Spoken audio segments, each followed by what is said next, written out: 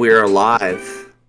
Welcome to the Renegade podcast. I'm your host, a dashing rogue, with my frequent sidekick, Artistic Layman. Okay, now it gets tricky.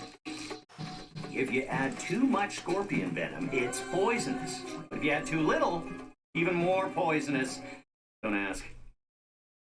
That's not how venom works. Like, even I know that, like, if you eat venom, like, actually, like, consume the venom, it's not going to affect you unless it gets into your bloodstream. This is why a lot of those, like, snake charmers and, like, the evangelical circles or what have you are just fucking heretics, because we know better.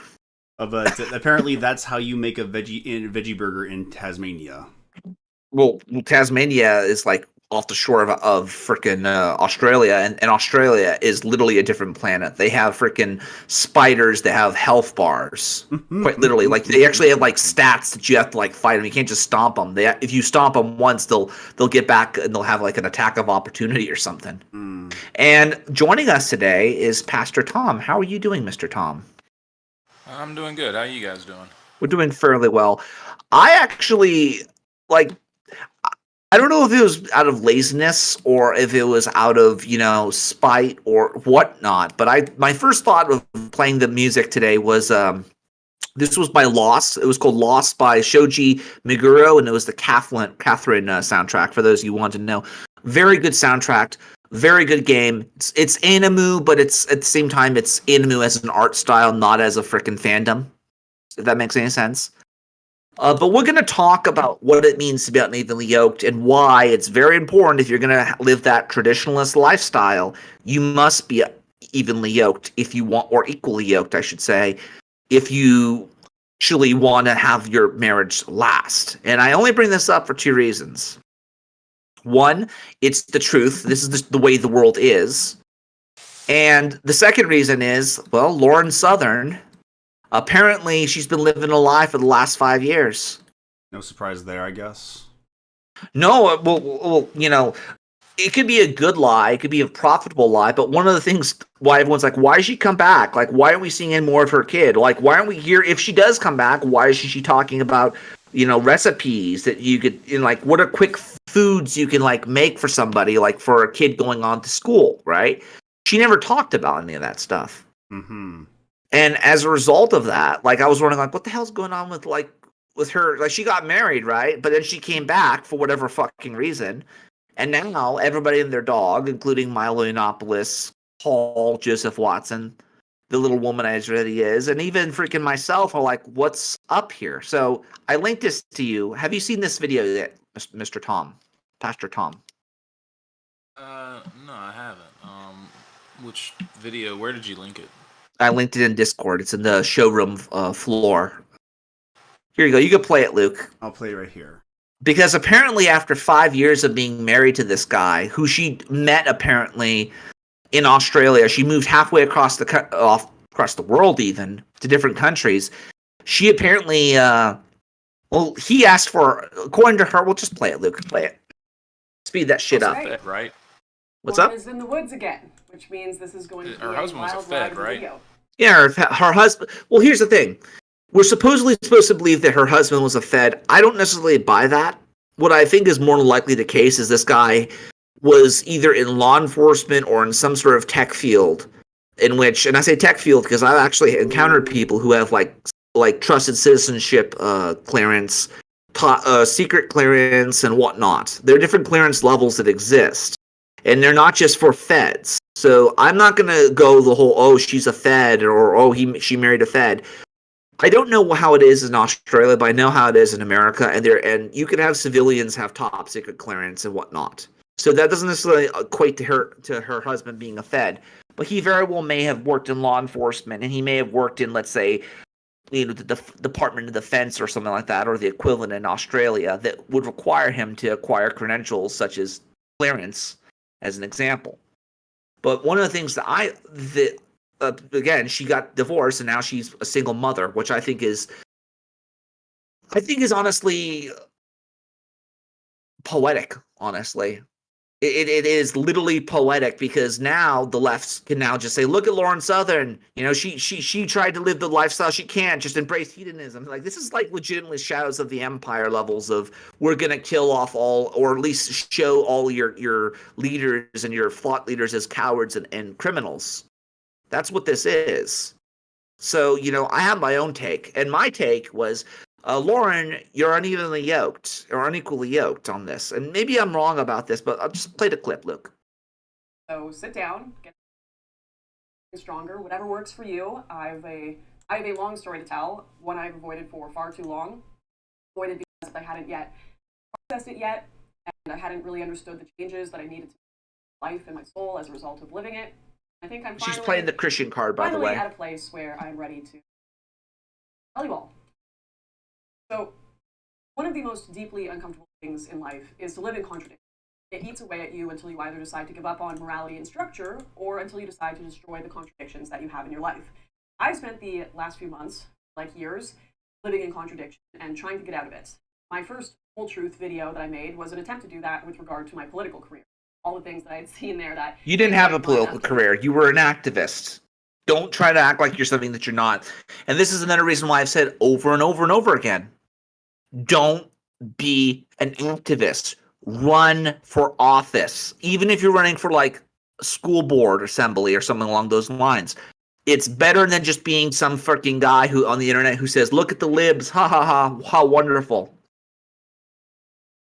Public perception of that world I was involved in. But this video, this one is a lot more difficult to talk about because it's about my ideals for my own personal life being painfully contradicted by reality. I won't pretend that this is the whole truth about my personal life because no one will ever know that about anyone, but it is a large part of the truth that I feel I have a moral obligation to tell you all given my platform. When I met with Professor Jordan Peterson a few weeks ago for dinner when he came to Vancouver to do a show, we talked a little bit about what had been going on in my life the last few years, and he gave me an excellent piece of advice saying one of the easiest ways to turn your life around, or really anyone's life around, is just not to lie. Even white lies and omissions can lead you down dark paths. And well, your Twitter feed gets pretty wacky, Dr. Peterson. He is certainly a bastion. Yeah, he's basically like he has like a clown fetish now, apparently. Hmm? Peterson has a clown fetish, apparently. What do you mean? Well, he keeps posting fucking clown memes. He keeps posting the same picture of the frickin' I guess it's like not Heath Ledger's Joker. What was it? Joaquin Phoenix's Joker, but it's a female Rule 63 version of it, a female version of it. And he keeps doing it like just constantly posting clown replies, and I'm like, dude, get off fucking Twitter. That we seemingly always forget, and a very, very kind man. A lot of the things I'm going to talk about today, as I mentioned earlier, are things that took me a long time to process before being ready to share them publicly. And some of them I really didn't want to share at all because I know that public statements about private events in your life inevitably lead to people demanding receipts. I have the receipts for everything I'm going to say, but due to wanting to protect the privacy of other people, I am not going to just splash them up on the screen. In fact, I'm probably going to be more vague about some things than you'd like, just to keep everyone's privacy and dignity intact. This is my real life, not some e-drama hit piece of another creator. If there are people or journalists in the space I trust who want to privately verify information, I will do my best to cooperate. For now, just know that if I say something, I can prove it. I say that because, believe me, this story is stranger than fiction. It really is. It's somewhere between a fever dream and a deeply ironic tragicomedy. At sometimes, it feels like it was made perfectly to give maximum schadenfreude to people who might hate me. But its lessons, if there is one, is that God really, really works in various ways. Because despite how much pain I'm going to talk about in this video, despite how sad it's all going to seem, it's not a tragedy overall. It really is not a sad story in the end. It is. It actually, she's lying. Tragedy, and that tragedy is separation. I am no longer married, and not by choice. I've thought long and hard about how to talk about this. Did her husband cheat on her? No, her husband left her.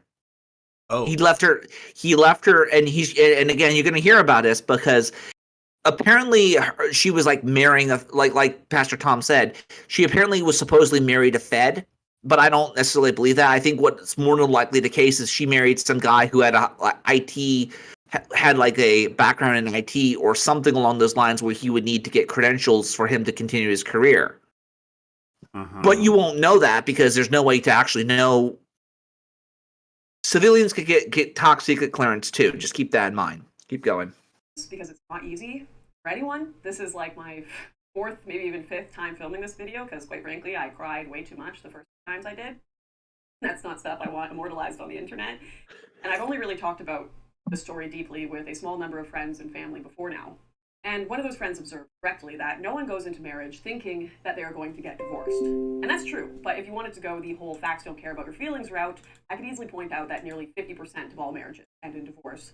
However, that does not change the reality that when you are wearing a white dress or a tuxedo and either watching someone walk down the aisle or walking down it yourself, you always think of divorce as something that happens to other people. It could never happen to you. But it did. My husband left me. If any fact does not care about my feelings, it is that one.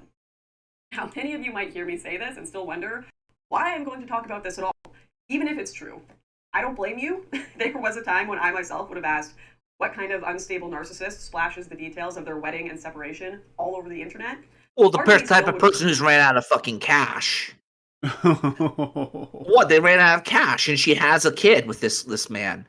Oh, so she still has the kid, or he took the kid? She has the kid. She has a kid, so she's a single fucking mother now. And like again, from a purely Catholic perspective, I'm looking at this, and even as a Christian, when I was a Protestant, when I didn't join the church, right? Mm-hmm.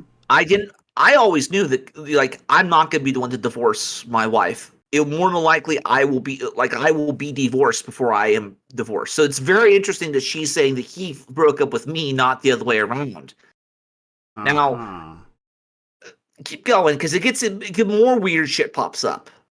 I'd rather not talk about any of this. I have clearly avoided it for 2 years, but for better or for worse, I am a public figure, and if I take my ring off, as I should have a long while ago, people are going to have questions. And if I don't tell this story, it is very possible that someone with little to no empathy for me will, as often happens on the internet. Or rather, tell a garbled and inaccurate version of it in order to hurt or credit me. And painful reality is already bad enough without having to correct a more painful lie. But that's not the only reason I want to talk about this today. I also feel the need to talk about it because I know how many young men and women are like me, who grew up in conservative Christian households and are desperate to experience marriage, or at least what they think experiencing marriage is, without realizing what it actually entails. And by doing what most influencers do best, omitting the difficult details of my life, not only am I living in a painful contradiction myself, I am denying what may provide some important truth to my audience. Something I have always promised. So how long is this primer for? Let's go, I'd say right there. Yeah, right about there. 10 minutes in. And as a result of that, I rushed into marriage. Like a college kid who picks up the Communist Manifesto and decides to join the revolution, I simply never bothered to ask some of the most obvious questions, like, can this person deliver what they claim to want? Or can I trust their promises? Pastor Tom, do you do, like, when people get married in your church, do you like do counseling with them? Yeah, it's barring extreme circumstances, I will not marry somebody unless I have a minimum of 3 premarital counseling sessions with them. The only time I've made an exception like that is somebody that I knew pretty well, and he was shipping off. He was in the military. He was shipping off, and they just didn't have time for 3 marriage counseling sessions before he shipped off. They wanted to get married, so that's kind of like the one exception there. But yeah, I'd require it whenever I marry somebody that they got to have at least 3 premarital counseling sessions with me. So this chick basically is like, oh my god, he's talking the walk, he's talking the talk. And it turns out she married a guy who legitimately didn't give a flying fuck about her at all. At least that's what she says. But I imagine the counseling would go into examining how plausible the marriage is going to work, or how marriages are supposed to work. Yeah, I mean, in the first one, I'll ask the question, why do you want to get married, and kind of evaluate the answers from there. In the second one, I go into budgeting and, what are they looking for? What kind of life are they wanting to build? Also talk about various conflicts that'll come up, and, how to address those. And that one's also more addressed kind of in the third one as well, is, again, dealing with conflict. How is it that you deal with conflict? What are going to be the potential roadblocks in your marriage, and then what might be some potential deal breakers? So I'm assuming the Catholic Church does something similar? They do. They do. Now, what's going to be interesting, and this is sort of why I'm talking about being unevenly yoked, is that this guy talked up a lot of fucking trash about how wonderful it is to be traditional and whatnot, and she just bought it hook, line, and sinker. This is like, I think Brother John, another guy who's a mutual of ours, he called it out and said, yeah, this is grooming. It's grooming, but it's grooming. You're trying to go after, let's say, the more traditional, conservative side of things. Instead of trying to, say, hey, I'd fuck you on the dance floor. It's more of, hey, I heard you're reading Fulton Sheen. I like Fulton Sheen too. We should talk out and get some coffee sometime. Or, oh, you like C.S. Lewis? I like C.S. Lewis too. Screw Tape Lighters was really trippy. Stuff like that. Yeah, it might not be grooming, but it would be a good primer for like pickup artistry. Well, that's sort of that's. I mean, because that's sort of what it is. I've read Rouge V, and one of the things is noticing if you see a girl reading a book, you comment on the book. Yeah, exactly. I've read that same chapter. Yeah, keep going. His vows, or will reality simply break them into? For any marriage, this is a question that cannot go unanswered. But as I was soon to learn, it was especially vital to know the answer in my case, because being married to me has its own unique challenges. The main one being, I am super controversial. And for someone with a respectable job like my husband had, that's a big problem. The thing is, though, calling it a respectable job is underselling the situation a bit. A lawyer is a respectable job. A doctor is a respectable job. You can even consider a teacher a respectable job. But for the most part, those respectable jobs do not require a security clearance. My husband's job did. And I know that there will be rampant speculation about what that means. Oh, did you see how far the shadow moved between those two cuts? Well, show that again, Luke. I did not see that. So slightly. I think. Oh, there it is. Consider a teacher a respectable job. But for the most part, those respectable jobs do not require a security clearance. My husband's job did. Oh, wow. God, that's like at least 15 minutes or so. Yeah. Jeez. I wonder what happened. Like, I guess she had to. I wonder if that was triggered because she said my husband. And then she fucking edited it out so that way she doesn't sue the fucking. She doesn't get her pantsuit off of. Because let's be frank, he has the money. She may have the kid, but he got the money, honey. Because how long has she been divorced from him? How long has she been divorced from him? About 3 to 4 years or so now. Really? Think about that, though. 3 to 4 years, she's still referring to him as my husband, not my ex-husband, not my former husband, not even by his first name, my husband. So that's actually interesting. What would you say about that? Like, what are your thoughts on that? Why would someone do that, Pastor Tom? I mean, our language betrays what we think, right? So obviously, I don't want to armchair psychoanalyze her, but just by her saying that would show that she still, in some ways, views him as her husband. She's not, even though it's been 3 years, unless she just intentionally meant to say it, and so it's meant as a deception. If it was a slip of the tongue, then it would show that she still feels very much connected to him maritally.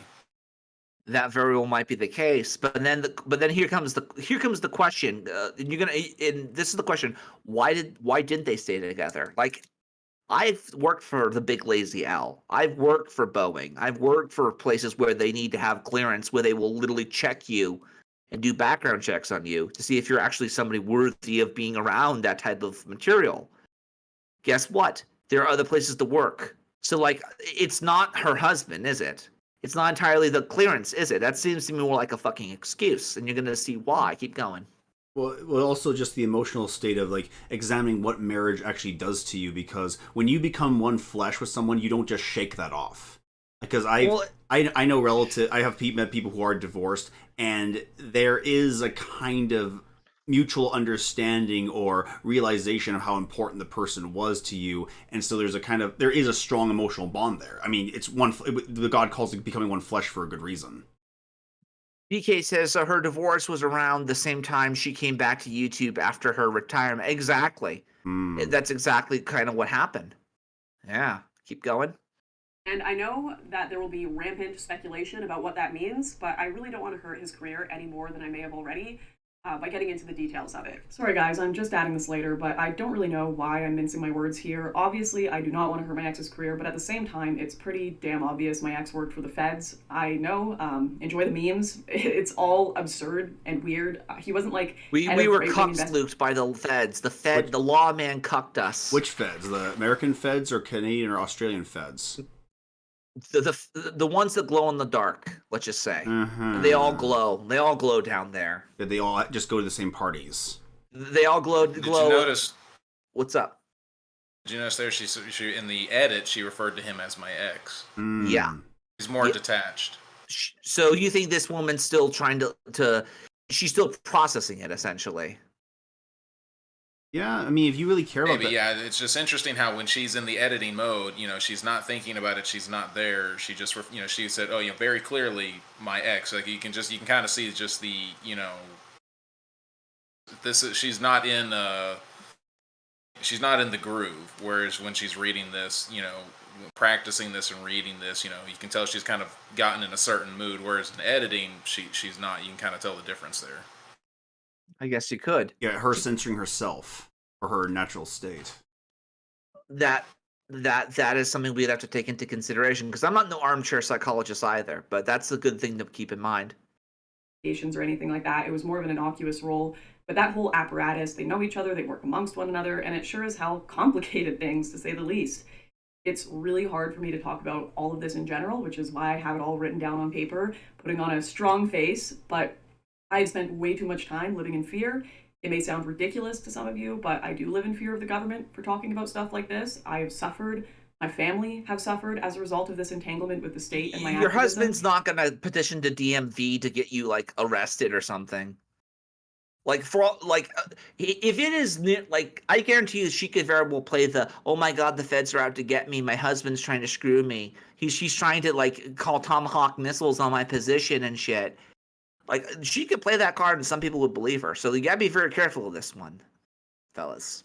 And I am a bit traumatized by it all, if I'm being honest. I have spent hours, days of my life with my newborn child in questioning sessions, wondering if I'll be allowed to see my family. I've been under active political investigation that I haven't talked about publicly, had the state detain me until I gave up all my tech devices and passwords to them, even during times when I had no involvement in politics at all. I've been barred from multiple countries, including Australia now.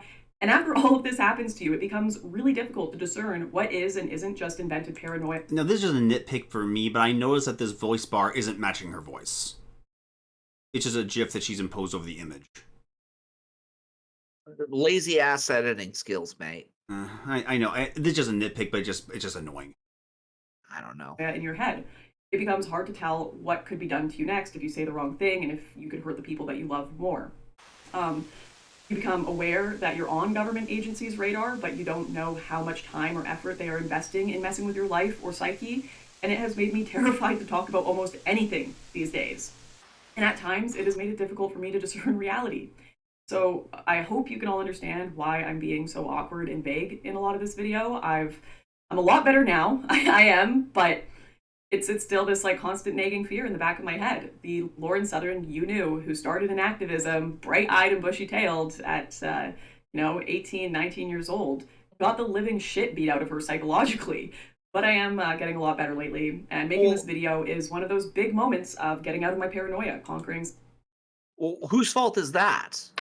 Like real talk, whose fault is that? Who's the one who decided to get on the boat with that fucking Martin Sellner fucker? And by the way, I hate to be the guy who does this, but our traditionalist Deadpool when it comes to divorce, our traditionalist divorce Deadpool, I'm putting a Pettibone on there. And the reason why is the same reason why I would say, her husband divorced Lauren Southern. Because she is an activist. She is not political. She has not run for office. She has even attempted to run for office. Nor has Pettibone, nor has Sellner. So the fact that they're adjacent to each other in like form, I would say the Pettibone's the next on the chopping block. Not that I wish that, but Lord knows, I do think we're in the twilight of the trads, which I think is kind of a good thing because I'm not a trad. I hate to be the guy who says it. I'm not. At least I try to be, but I'm just not. Keep going. Which is to say, you're trying to be a Catholic non-Gnostic. Yeah, I'm trying to, exactly, because that's another thing you're going to realize, because there's stuff that just doesn't fucking add up that she's going to talk about here. Keep going. Some of my fears. So I hope some of you can appreciate that and understand why, I'm beating around the bush with some topics in this video. This is a big step for me. But anyways, back to what I was saying. I mean, all I will say is that pairing someone with a high-level security clearance activist who obviously has problems with almost every government around the world for her anti-government sentiments, that is going to be a nightmare no matter who the people are. And we both knew that going into dating, let alone marrying. We knew it would be tough. We discussed the possibility that he might either lose his job or forfeit any chance at advancement if he were to marry me due to my activism. In fact, that and the massive distance between us were two of the main reasons for me being apprehensive about dating him in the first place. I didn't want to live in Australia or complicate his life's work for that matter, and I told him so very clearly. And yet, Oh wow. Oh wow. Yeah. So Yeah. he met on in a sense they met online long distance, and she pursued him. I suppose so. Let's be frank with ourselves.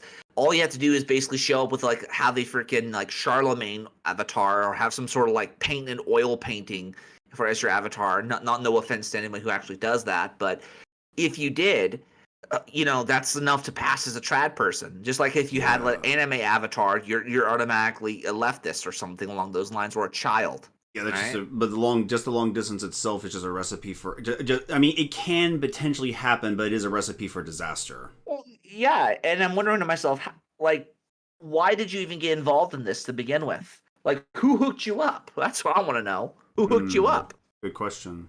Well, Yeah. you can kind of hear some of that in how she just dismissively says, "We knew it was going to be tough." I mean, this is beyond tough. Marriage just by itself is tough. So just the casual kind of, again, dismissive, well, we knew it was going to be tough. That's what this is beyond tough. This is like, She was better off calling it a nightmare scenario. Your activism is going to interfere with his job. You've got this distance between you already. You don't want to move to Australia. I'm guessing he doesn't move to, Canada or wherever. Canada, yeah. So, again, there's already just a number of huge red flags here. To just say we knew this was going to be tough, it really would make me wonder how much thought was honestly put into this. That's a very, very dismissive way of putting, again, what I see as huge red flags. To give it a kind of stark contrast, it's kind of like having a long distance relationship between a Christian and a Muslim. Like, there's going to be conflict, like a lot of conflict. Well, here's the thing that's going to be interesting. I doubt this guy's even a fucking Catholic. I really do doubt it, and you're gonna hear exactly why in a few seconds. Here, keep going. Claimed to care so deeply, so much for me that he was willing to switch careers if he had to, move to Canada at the drop of a hat to be with me, and that was one of those head over heels romantic. I think every girl here, career is just not as important. And before you scoff, know this, he did mean it, because he did move to Canada to be with me, and he did change jobs. And during his time here, we had some true together, which I will never regret. Again, though, but you shouldn't have asked him to do that. No, of course not. You've already created this situation to where you've almost permanently unbalanced the relationship, because he essentially gave up his life for you. How romantic. Not literally, but yeah, okay, it's romantic, right? But then in the long term, right, and let's just speak about humans. He's always going to have that, right? I gave up my job for you. I moved here for you. Any of the normal things that come up in a relationship, and all of the normal things, someone doesn't do the dishes, that you don't take out the trash, whatever, you're not going out, you're not whatever, being sexy enough or anything like that. All of those normal things to where you have a means to talk. She, number one, cannot appropriately do that because she would feel inferior, right? Because he moved here for her. So how can I complain about what he's doing because he moved here for me, or vice versa? Well, she has no right to complain because I moved all the way here for her. It's such a huge imbalance. It's you're giving them ammunition for like, oh, you didn't prepare the kids' lunches. I moved halfway across the country for you. Like, right, it is setting it up for failure. This is what we're dealing with.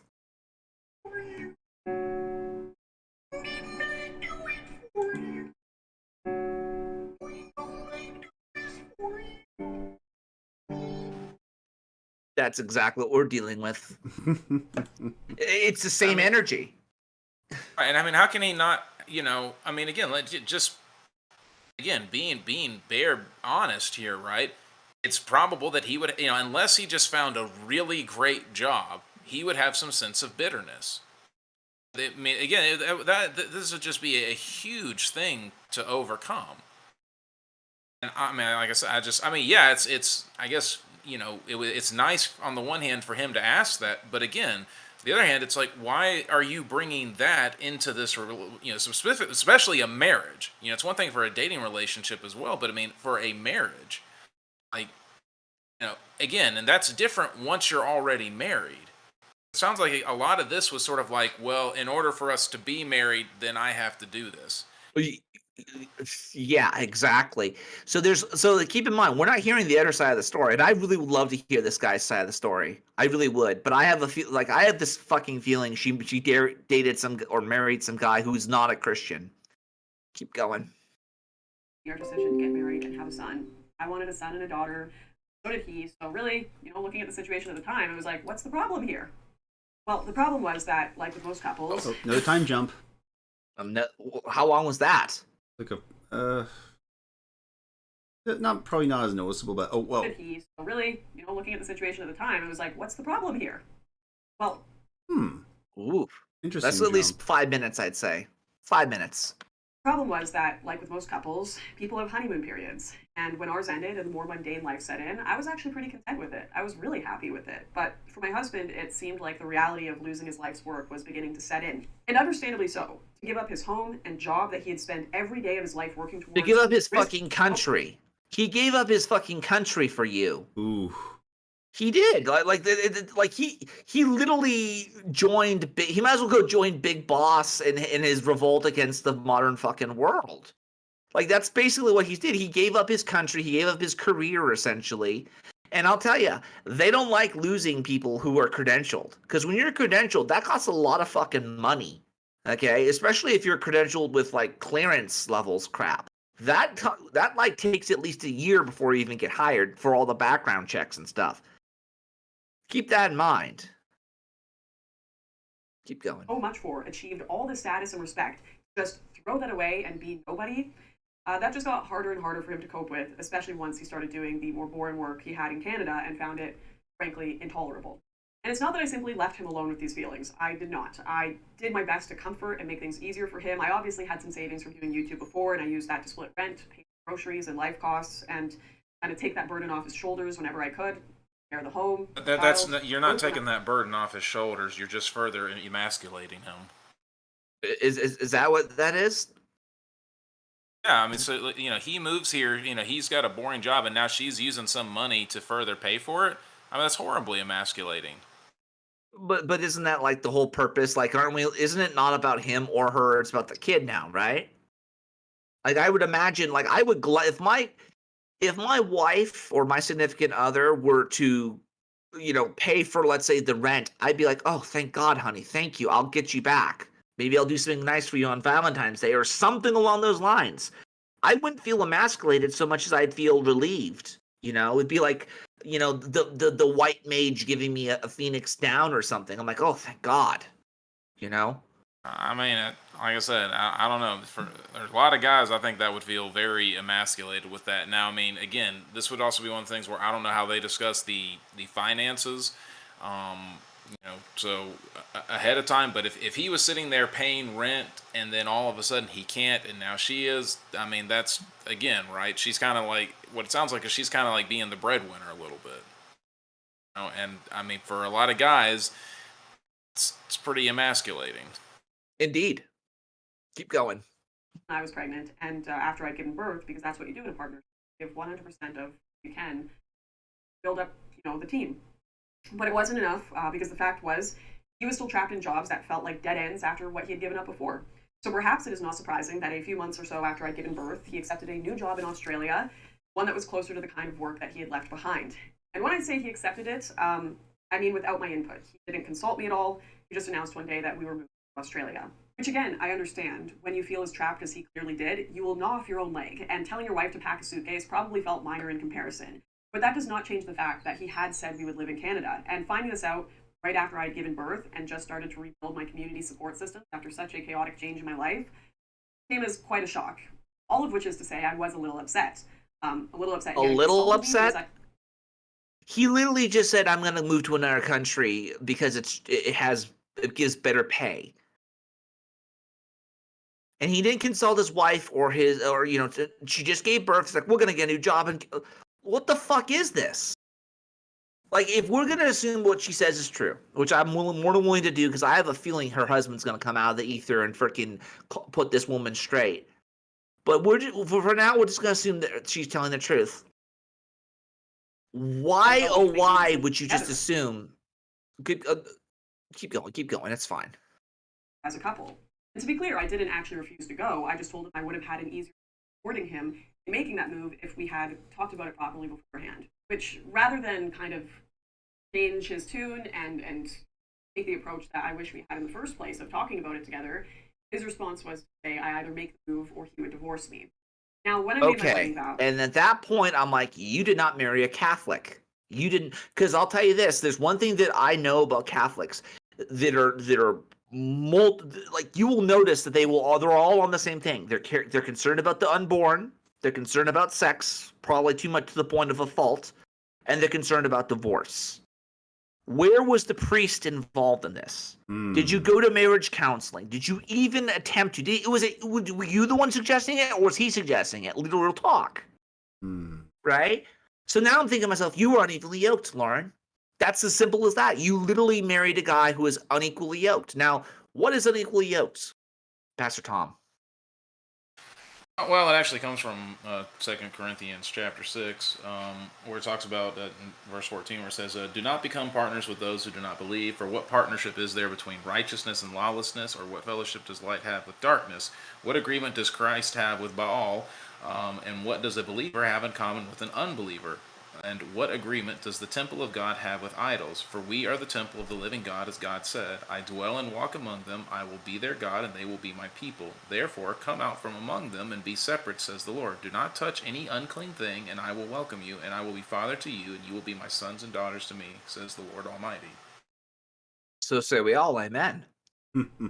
No, but like here's one video that I got out of it, because I've always equated it to not marrying outside of the Catholic, or in this case the Christian faith, in that regard.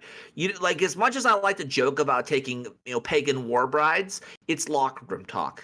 I wouldn't you would only it'd never be a bride, they'd just be a concubine, that's about it. But even then, it's a joke, it's locker room talk. But in real, we're actually gonna have a brass tacks, we're gonna talk about marriage and stuff. I'm going to counseling before that happens. I'm going to make sure that we get this right. Now, Luke, I have another link I sent you. You can play this. Oh yeah. Here. Are we unequally yoked? 2 Corinthians, the same thing that Pastor Tom says. God, Pastor Tom's ahead of the game on this one. How can you tell that you are in an unequally yoked relationship? That's our topic today. Now at 46 seconds in. Right there. Paul uses the imagery here of two animals whose necks are connected by something that's called a yoke. And so farmers would often yoke animals together, either to carry heavy loads or to plow fields. And so every farmer was taught that you never connect or yoke, let's say, a horse with an ox, because they differed in size, in strength, in ability, and in purpose. And when they did that, they would find that one animal would control or overtake the other one, sending them both in the wrong direction. And as a result, the field would never get plowed. I want to give you 3 practical ways that you can identify that you may be in an unequally yoked relationship. And the first is that there is a difference in spiritual maturity. I want to talk specifically to the women for just a moment, because That's one. Keep going. Spiritual maturity, difference Number in 2. values, and purposes. Let's see, what's the? I played it all. You didn't have to play it all, but this gives you an idea. Link will be in the description for those who want to follow along. Again, spiritual maturity, differences of values. He clearly values his career more than he cares about your fucking kid. The fact that again, well, only later, after the marriage honeymoon was over. Yeah, after the honeymoon, after he knocks up his trophy wife, because let's be frank, Lauren Southern is kind of a trophy wife, at least to the people on the right. I don't think she's she's known for cosplaying, so there you go. Fucking Scout gave her the bonk. Give him the bonk. I'll go back to, I meant them, in sickness and in health, for as long as you both shall live, period. So hearing that divorce was even on the table for him was devastating and life-changing in its own right. Because from my perspective, the entire point of being married was that you will not leave each other. You support each other through anything, no matter what. And because even thinking about the idea was too upsetting, let alone risking it actually happen, I ultimately decided to put my misgivings aside and simply made the trip to Australia with him. So I did have friends and family tell me that these were not the pretenses I should be taking a move like that under. And maybe it seems naive to you watching, and you can kind of see how the future is going to go here, but I was still... Don't give her any more money, guys. Don't give this woman money. Don't give her cash. Don't give her anything. Let her wallow in pity. Give her like a loaf of bread before you give her a freaking Bitcoin or something along those lines. That's something that's actually useful. Because now she's gonna be like, she's gonna have to go full Sarah Connor if she wants to raise that kid, right? Yeah, she has the shoulders to do it too. I mean, again, assuming everything that she's saying is true, though, there's still a lot here that's not being said. And again, I mean, I don't, obviously I don't know anything about the situation. I don't know the guy involved, but unless he's just, a complete scumbag or trying to catfish her or something like that, you don't just jump straight to divorce by and large. I mean, even people who that's the option, again, unless you're just a total scumbag, that's a possibility. Maybe that's what it is, but you don't just normally jump there. I'm wondering if you try to make other things. The fact that he went to Australia, that he got this job, and he did all of that without telling her, it makes me wonder. Again, I don't know, because I'm not aware of the situation again, but just thinking about, if it were me, I would have made several other attempts that would have been more of a compromise. And I'm wondering if any of those attempts were just shut down by her. So finally, he had to basically create the ultimatum. Now, again, I don't know. Like I said, I have no idea about the situation. But he's a Catholic. There is no such thing as divorce in the Catholic canon. I agree. I'm not condoning what he's doing. I'm not, like I said, I'm just wondering, again, it always takes two to tango here. So, people can be, or they can feel forced into doing extreme things and saying extreme things, right? Saying, go with me to Australia or I'll divorce you. It's a very extreme, ultimatum in both ways. So, again, that's like going from 0 to 60 in, a second. What else? What happened along the way that's not been said that might have been, I'm thinking about doing this, or I want to do this. I'm wondering, where were there other breakdowns in communication? Yeah. And again, maybe not. Maybe he just, whatever. He just did do this, and it was all on the fly, and there was nothing to be done. But in my experience, rarely is that the case. Usually, from one of the parties, again, in this instance here, just again, I don't know, but my experience is telling me there were other things he tried first that were shut down. Well, one of the things that he's going to say is she has ADHD, and she has to get that ADHD shit down before he wants to get her back with her. I'm like, you do understand that, like the way I look at this, it's going to be a fucking like, in the animes where like they have like that one scene where the bad guy and the good guy are like bonded together and they have to work together to get out of that situation, like for both their lives. Same concept here. You don't get to walk away from the marriage, even if you really, really want to, and it'd be economically beneficial to you.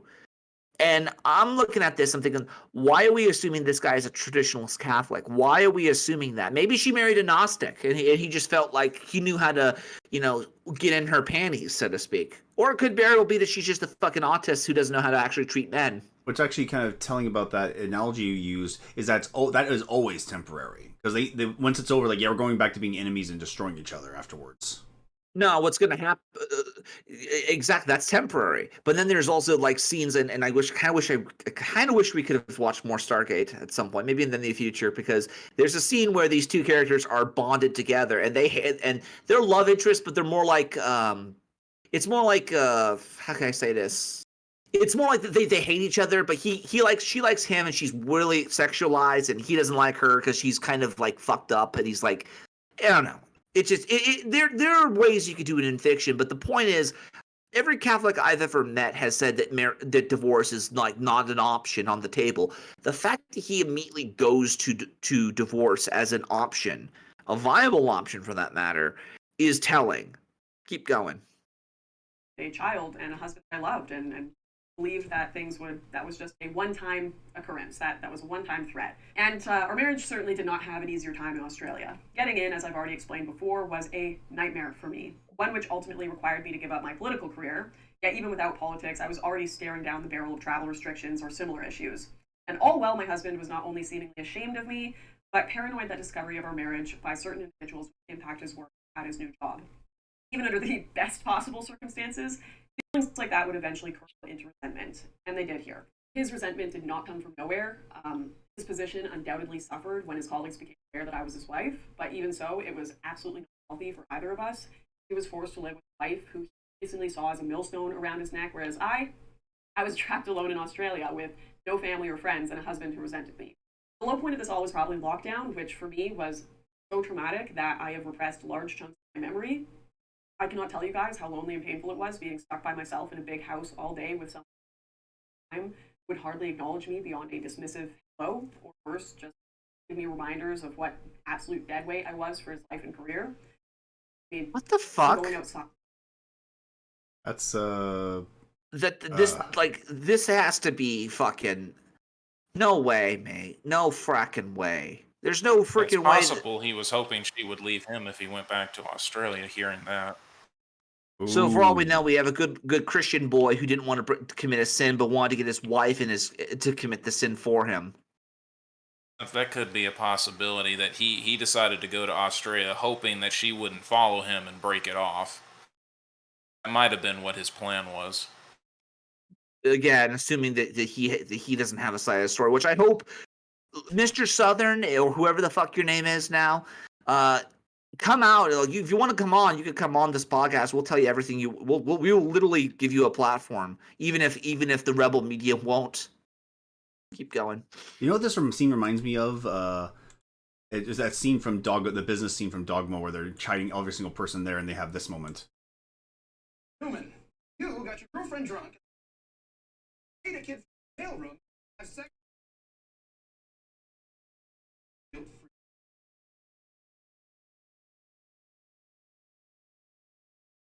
But it is. It really is. And I really do think that they're using this whole traditionalist shit as a shield, and I'm tired of it. I'm really getting sick and tired of traditionalism. I just am. I'm tired of it because you have a lot of these Gnostics running around who will LARP as traditionalists. They'll say, oh, well, Full and Sheen was good, but Vola's really, really bad at where it's at. That Renegade fella was onto something. Keep going.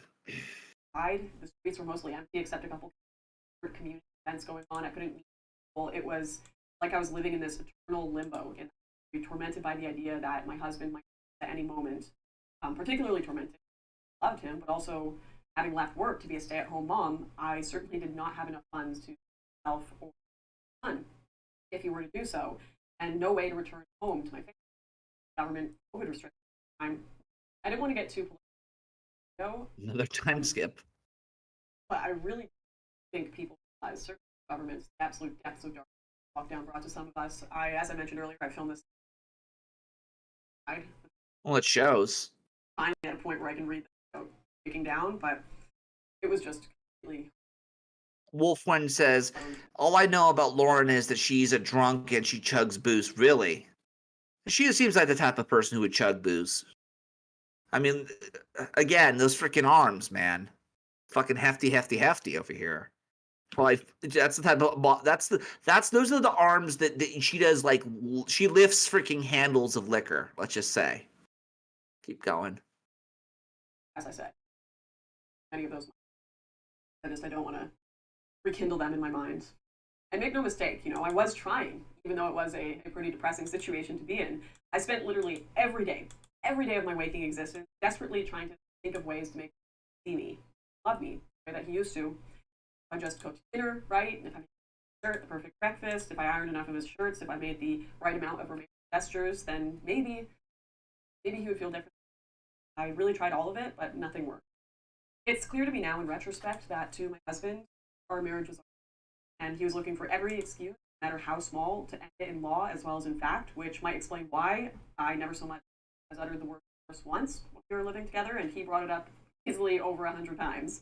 And often over things that still make no sense to me today. But sense or no sense, I kept trying to fix whatever problems he would raise, without regard for how possible they were, because we were married.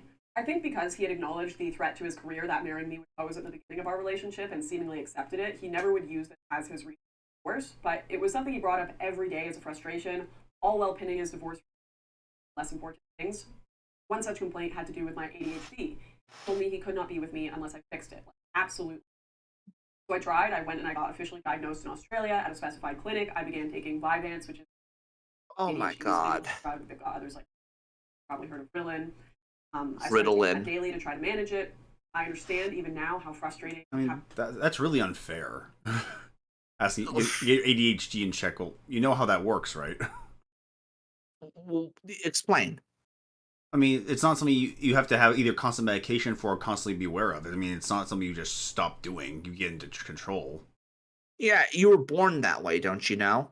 We're not talking like a bad habit or like some sort of thing you chose, like a stupid hobby.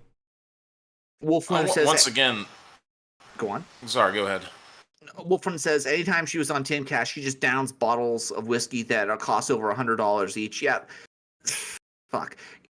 The decadence of the fucking alternative media just goes to no bounds. I mean, Tim is a fucking hustler, mate. Keep going. Once again, though, this makes me really wonder how much time and thought was really put into this marriage here. I mean, ADHD, you can't hide that for very long. I mean, if that's something that's gonna like just, I mean, not do it for you, right? I mean, then again, how long did they date? How long were they engaged? Like actually being around each other. All of this just really, I mean, again, I'm trying to take the most charitable interpretation that I can. And with that, it seems like none of this was really well thought out or really planned for. I mean, they're talking about things coming up that, again, you would find out in about the first year of spending time with somebody. This whole issue of again, him having to leave his job and basically, again, his whole life there, his whole country and everything like that. That's a really huge thing to talk about. How much time was he really given? Did he give to think about that? How much time did she allow for the possibility of having to move to Australia if, he just, couldn't deal with it? That had to, I mean, again, most reasonable people would have at least asked those questions. So it's just, like I said, I mean, this really does seem like something that was rushed into. Where is the wisdom? Mm-hmm. There is no wisdom. There's only, I want to get my cummies, and for all I know, the guy just wanted to fuck Lauren and then move on. Because let's be frank, as much as you might not like her, and I don't like her that much either, but let's be frank with ourselves, you fuck Lauren Southern, that's something you could actually put on that's something that's noteworthy, okay? Just like if I wanted to Pettibone that Pettibone. Just saying. Oh. What? Having a partner with ADHD, largely because it frustrates the habit, but I did everything one can possibly do to try to manage it, and it still wasn't enough. I was repeatedly told that I was not making progress in that department. And it seems like a silly thing to be so important to me. It's, I've never really had it be an issue in the past. I've never taken stimulants for it. But when it's partner, the person who married that character, it makes it really important as well. And if you have ever been made to feel worthless or unlovable for something that you know about yourself, you know how deep much it fucking sucks. And it has taken me a long, long, long time to do that properly. I'm someone who very much has the mindset of trying to be hyper introspective of what I could have done wrong in a situation, trying to take maximum responsibility so I have maximum capacity to fix the problem. The sad thing is, this just gives you an idea of what we're dealing with. Like, I would see her ADHD as a boon, not necessarily as a fucking bad thing. I would see it as, like, I would literally do the whole Magneto, let me see the real you. And she takes off her clothes. No, the real you. And she changes it to like, something better. And then she turns into Mystique. I'm like, perfection. That's how I would be with she had ADHD. I just accept her as she is, But now they're just, like, it really does feel like the guy just wanted to fuck her, knock her up, and say, I knocked up Lauren Southern. and then not leave really her. something to I mean, that's not really something to brag of unless in the worst, most sadistic contexts. Well, maybe some Antifa guy fucking knocked her up. Because let's be frank, she's not going to be able to go to any of the battered women's shelters in Canada. She's already turned her back. She's already fucked them over. She's already made it so that every feminist will see her and like, nope, you're not getting service with us. You want to be a fascist? You can go get your fascist father to fucking raise the kid for you. It's gonna suck for her from here on out. Oh man. How old is her child? Her child, I think, is like 2. Like he's a toddler, so like 3 maybe. So did she get pregnant while they were in Australia? I guess so, maybe. Well, I think what they implied was she was pregnant, and they decided to move after the child gave birth. Australia. Once she gave birth to the child, hopefully. Yeah, I guess that was like the deciding point. Like after the child was gave birth in Canada, they really moved to Australia, and then they moved back afterwards. Yeah. So I guess the kid has Canadian citizenship, I suppose. I think so. Yeah. Right. I don't know. Interesting that she's not talked a whole lot about that, and how that affected it. I mean, again, how was he with the child? Did he, was he involved? Did he want to do things? Was he detached from the child as well? I mean, having a child with a spouse, unless the spouse is just not going to be involved with the kid, that's a bonding experience, because it really is one of those things to where, oh, yeah, we don't work together, we're going down. So if he had any kind of involvement with the child, man, he would have had to have been connecting with her on some level. So I guess, again, it makes me ask, was he interested in the child? Did he care? Did he try to raise it? Because, again, as someone who, has a daughter and now has a son who's only 2 months old, I can tell you that if you're taking care of your child, you don't do that without your spouse if your spouse is there, especially if you're living in the same house. You just can't do it. You need each other. You've got to be at least talking to each other about, how much has the kid eaten? When's the last time he's pooped? Need a bath, change of clothes. There's so many different things that you've got to talk about just to take care of him.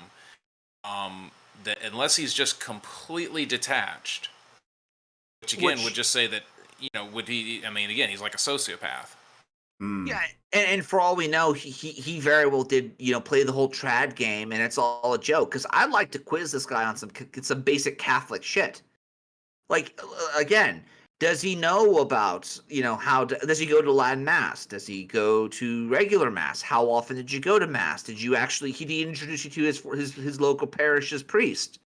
Did he do any of these things? I would love to just pick this woman's brain on this, because I have a feeling this guy was a fake ass Catholic who got married in the Catholic Church, lied about being a Catholic, because it very well could be that he was a liar. It could very well be that she just fell for it. Catholic. What's up? Lauren is Catholic. Lauren Yes. Catholic? Yes. And so again, where's her church in this as well, right? I get during the lockdown, I guess, because Australia probably just closed down everything. So Australia was a nightmare. Australia was the most. Yeah, I'm about to say Australia probably just shoot the priest if they bothered to have church there, just given how insane they were. But what's been the involvement there? And as you're saying, where is their priest in dealing with some of these situations? Did she ever go and try to talk and try to involve a third party there? For getting more marriage counseling on this, or again, see a licensed marriage counselor at some point, trying to see that. It's like I said, there's a lot of really weird things here that either we're not getting the whole story, or he, like you said, this was just more about saying, you screwed her and you knocked her up. Yeah, and for all I know, she got clingy or whatnot, and now he's like, okay, well, you and I both know it's bullshit.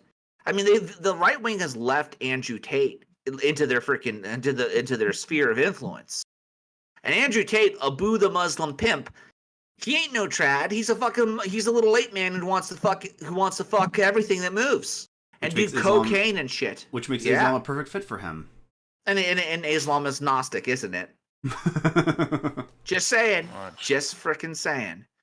So we're gonna keep going for until about the 30-minute mark on this one, and then I'm gonna move on to something else. Okay? I was born with, and having this desperate need to make this problem right made me extremely self-critical about my ADHD.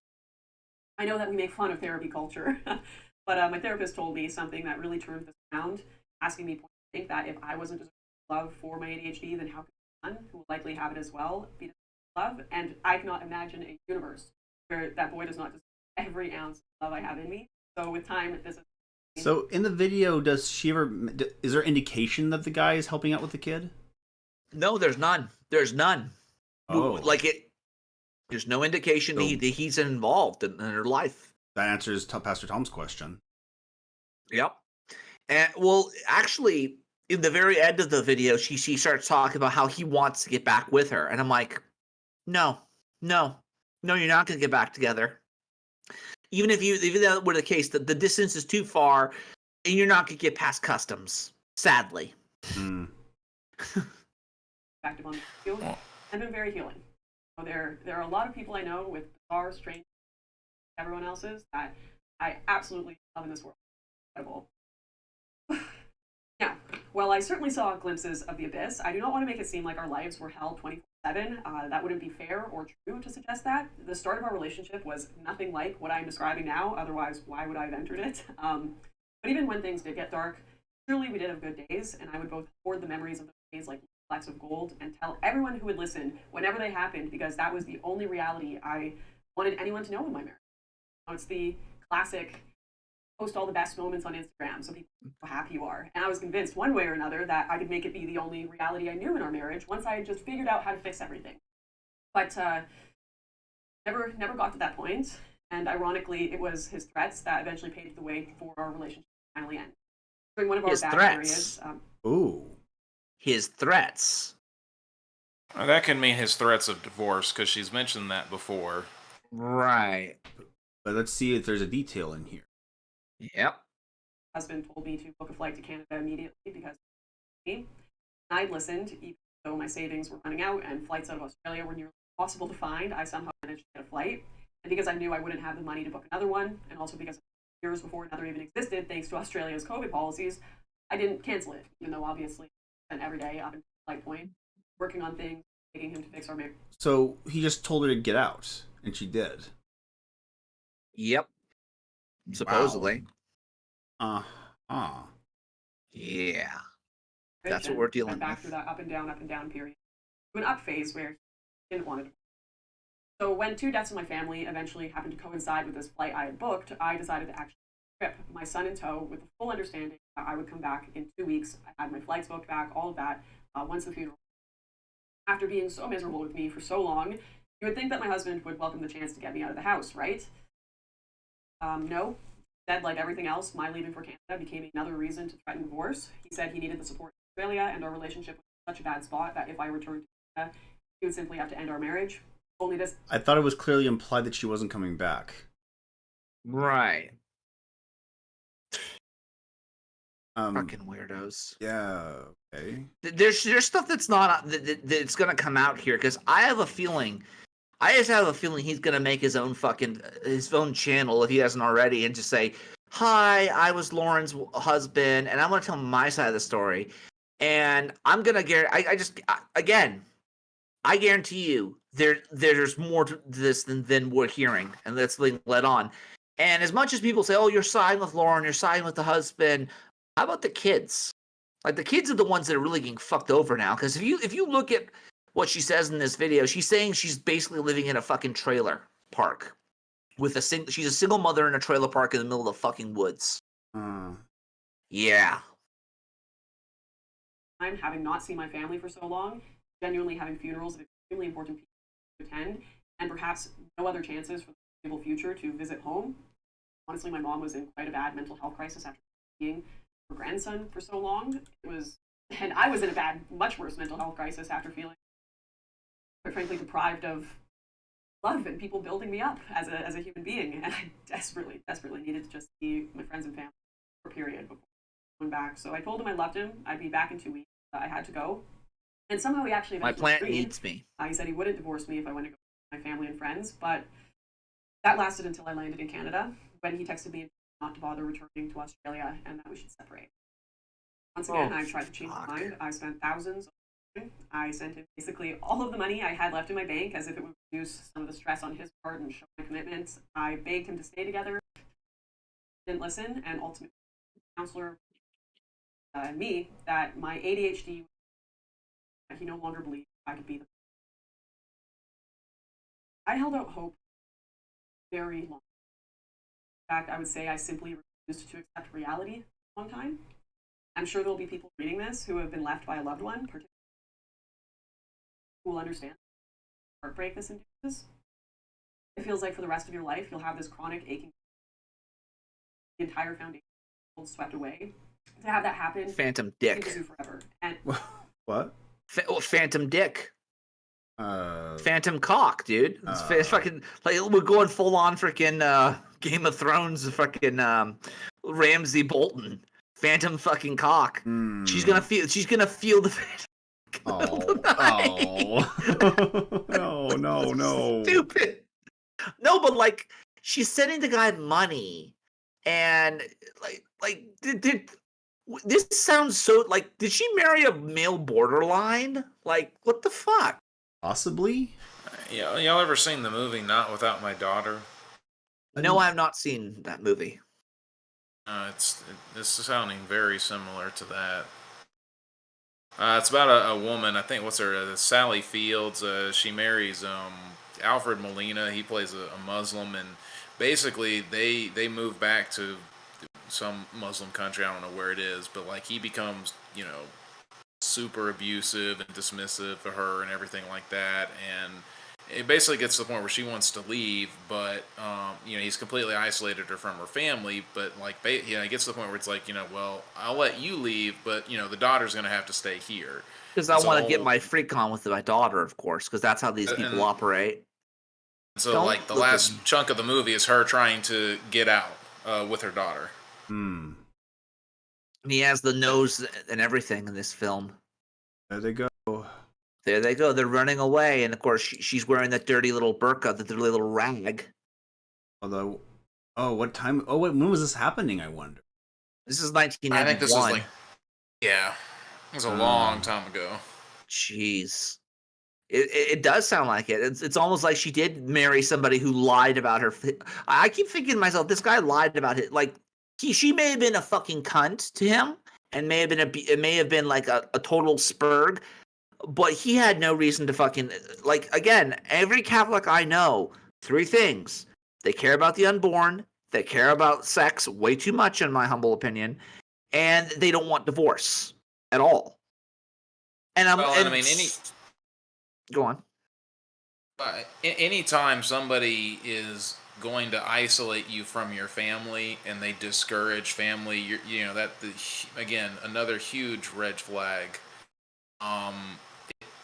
Like I said, now, going from what she says, we don't know what the other side is, but the person that she is describing with this is a very controlling individual. And what it sounds like, again, only going from what she says, which is only half the story, is that he was using divorce to control her. And maybe he just, decided that when she went there without him, that she couldn't, well, I'm just going to leave her. I can't control her, so I'm just done with it. Yep. That's the person that she's describing. Whether he is that person or not, I don't know. I think that might have been what the whole going to Australia was in the first place. That might have been just a control tactic. Yeah, and a test for her, basically.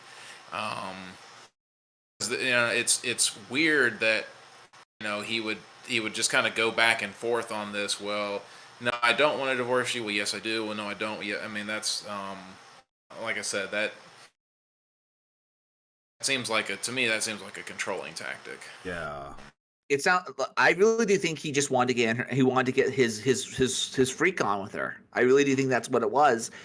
And maybe, maybe he's a Catholic who's not a good Catholic and they never taught him how to use condoms. I mean, it's an archetype, I know, or a stereotype, but it does exist. I've literally she was going back to Canada for funerals. I mean, I can tell you that, if my wife lost somebody, I'm going to the funeral with my wife. I mean, unless I absolutely had to be at work and it just, could not get off. They just would not let me off or they're going to fire me. I'm going to be at that funeral with my wife. Right? I'm going to be there to support her as she's mourning the loss of her loved one. Yeah. So that the idea that she's leaving to go to this funeral, but he's not there in this whole thing, that again, it's very, that's nothing resembling any kind of normal, relationship. No, of course not. It never. I don't know.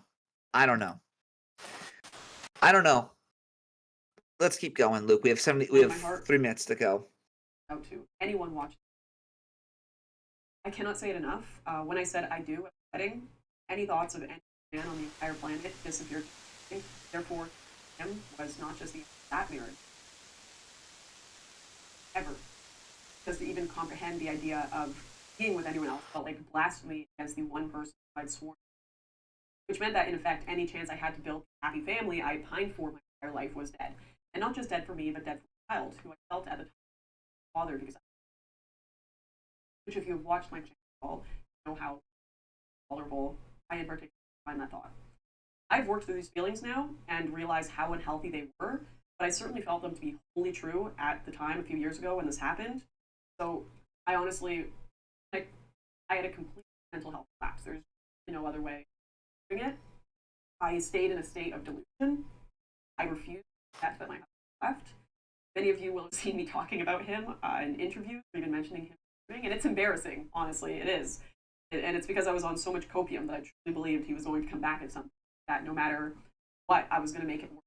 Whereas my husband was already saying that not only was it over, but he could parenting our child, and that moreover made us would life going. Oh Ultimately, my God! Like, he's not a Catholic. He's simply. Is this normal for like Protestants? It probably isn't. I'd imagine. No, I mean, this isn't like this is not normal. Period. I mean, again, right? This goes against the biological imperative. Most fathers want to have some kind of connection with their kids. So the fact that he doesn't, you know, is very abnormal. Yeah. Even if he despised her, normal thing would be to have, again, to want to have a relationship with your child. So the fact that he's just willing to just, I don't, that's going to hinder my ability. If that's true, that's abnormal. That would, I think, demonstrate something's going on with him mentally. It's not 100% correct. I'm thinking to myself, one of the things I was talking to Luke about is some Christian men have to cuck the unevenly yoked because this type of shit is disgusting. Like, there are a lot of people, myself included, who would at least date Lauren Southern. Like, well, yeah, I'll buy you a cup of coffee when you're not going further. But the thing that just gets me about this whole thing is that how many of this is this the actual, like, the mean, or like the exception or the rule when it comes to a lot of these conservative people? Because I actually think that the conservatives are incredibly naive about the world. That's what I believe. And this sort of shows it. Like, I can remember watching, like, I think it was a video of Brittany, not Pettibone, Brittany Venti, the fucking mocha girl, right? And no, not just mocha because she's of skin, but because she likes Starbucks, okay? And Venti is a size at Starbucks. She was, like, dating a guy who was legitimately, like, spurging out and shit. I think there are videos out there. I'll try to find at some point next time, but it's just a sad thing to see because no one cares about their kid. Like, what? Why are we not talking about the kids? Like, we have to focus on the kids in this regard. The kid comes first. Because here's the thing that's going to be interesting. That little kid, he's going to learn how to fucking manipulate Lauren. If Lauren is this easy to manipulate, he's going to have a fucking field day with her. I guarantee you. Keep going, Luke. Let's finish it out. Family who put their foot down and stopped me risking even more. When my 2 weeks were up, I wanted to go back to Australia, no matter what he said, and try to keep fixing my marriage, even if I was the only one who wanted to fix it. But my family refused. They said I was absolutely insane for even considering it. Honestly, I probably was. For your family. Hell, even What did you say? Said, I mean, if what she's saying is true, then good for her family. Yeah, her family probably saved her from fucking ending up somewhere in the outback, you know? Because someone tells me this guy, if he really is as cuckoo and crazy as she's letting on, he very well could just, you know, beat her to death with a fucking shovel and bury her somewhere in the freaking outback, and bury the kid in there, throw the little fucking runt in there with him. You don't know. You have no idea. But again, this is all based on her testimony of what's going on. I really don't believe this woman is entirely at her fault. And I think ADHD is just an excuse, to be honest with you. Keep going. after I missed that return flight, I kept thinking temporary, that I would go back. I probably would have if I were able to, even just to repair there. If COVID hadn't eventually shut down travel to and from Australia until my temporary travel visa expired, at which point the Australian government flat out refused to allow me in the country again. In fact, the Australian government became almost vengefully obsessed with me, to the point that when I did finally arrive for my flight to leave the country, officers actually pulled me into the back room at the airport and told me I had to give them all the passwords to my phone, my computers, hard drives, etc. if I wanted to see my family in Canada again.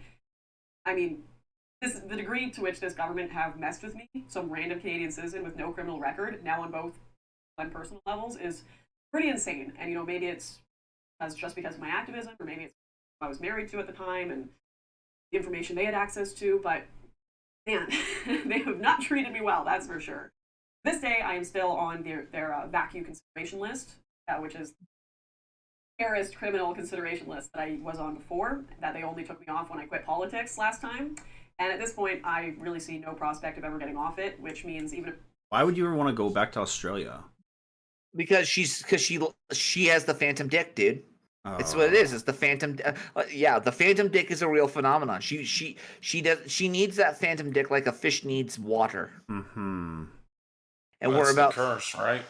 It's the curse. This is why you don't become unevenly yoked. Well, this is why becoming one flesh, you never just shake that off. No, you don't. Well, I mean, and woman's curse, right? You know, he will rule over you. No. Indeed. I'm not trying to be mean. I mean, that's you know, that's just unfortunate how it is. So the next person on our traditionalist Deadpool for marriages, Mrs. Pet My Bone. I think she's going to be the next one on our list, Luke. Oh. And I'll tell you the reason as to why. I've asked her before on this podcast. Not even on this podcast, but I've asked her before via super chats. Give me 1 second. Let's see if I can find the Pettibone. Let's see. Where is the super chats? Fuck. I hate when they separate your videos into shorts and like you never quite get to the point where it's a short, right? Mm-hmm. And then you have to like go through and rifle through all of your work and your media just to find the actual short that you're looking for. See if I can find it here. Give me 1 second, because the one that I have of her is basically me asking her, "Do you know what are your thoughts on being unevenly yoked?" She didn't know what the fuck I was talking about.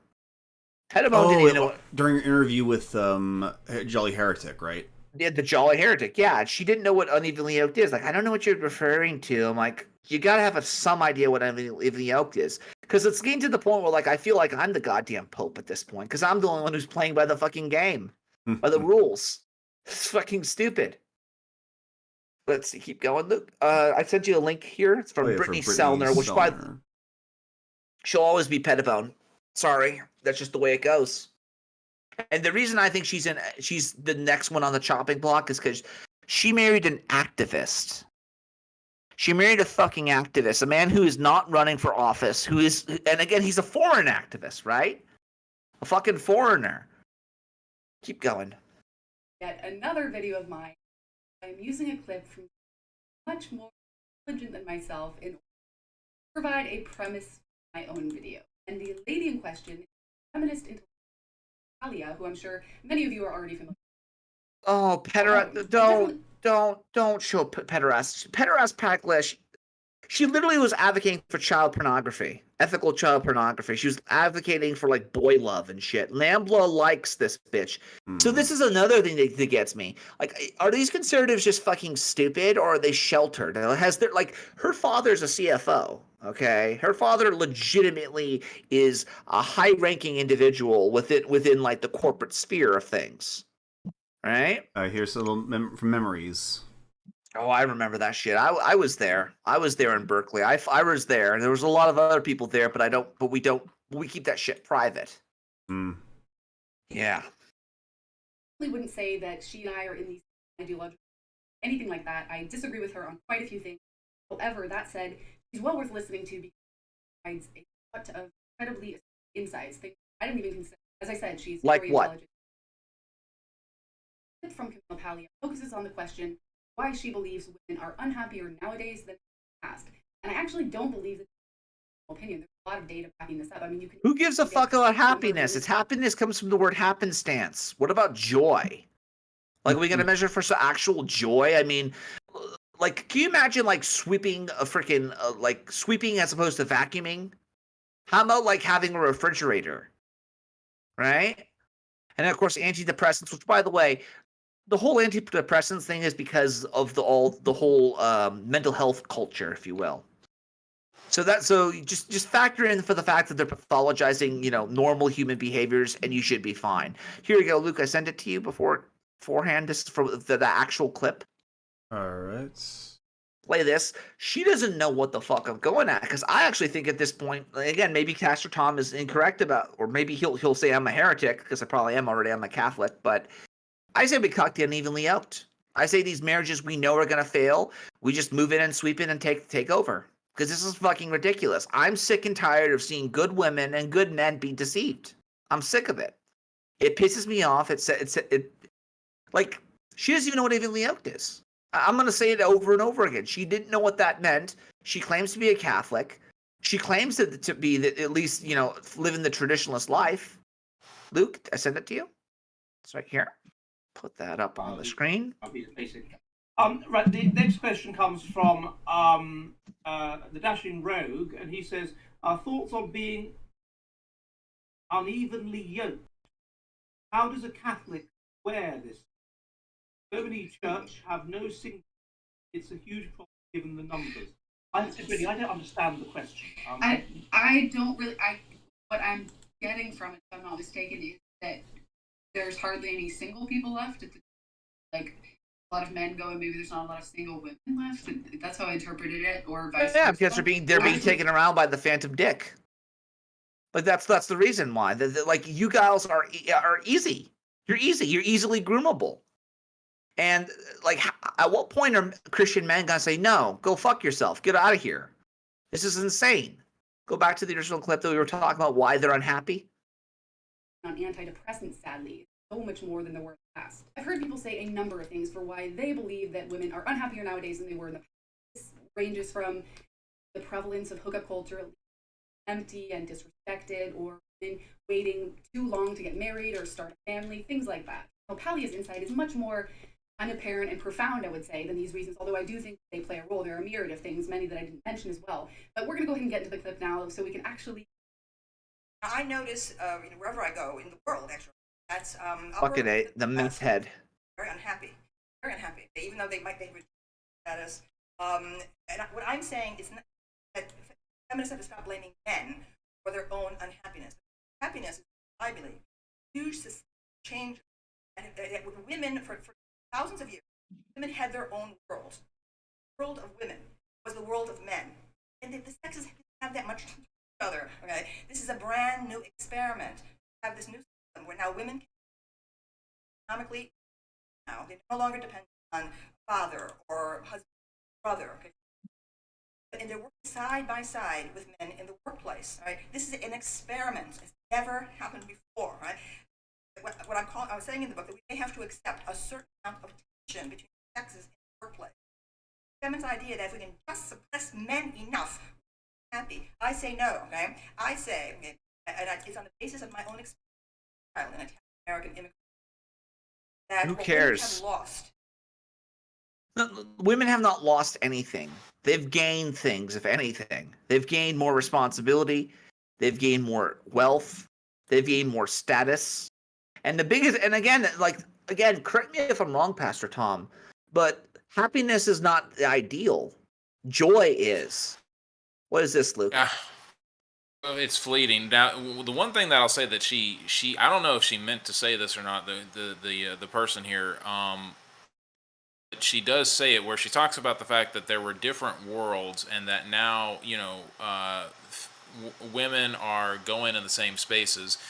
This is what feminism did to the sexes, is that it put women in direct competition with men. Yep. And that is one of the reasons why it is one of the most damaging and destructive ideologies. It's because it took women who, again, were not really in much competition. I mean, there's always going to be some, but by and large, they weren't in competition with men. They did have a lot of things separate. Now, she's being somewhat deceptive when she says they were totally separate and things like that, but there were a lot of things that were different between men and women, to where women generally did not have to compete with other men. They had to compete with other women.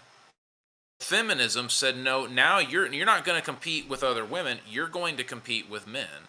They basically took women and they basically said, you've got to show, your whole purpose of a woman is to now show that you're just as good or better than a man.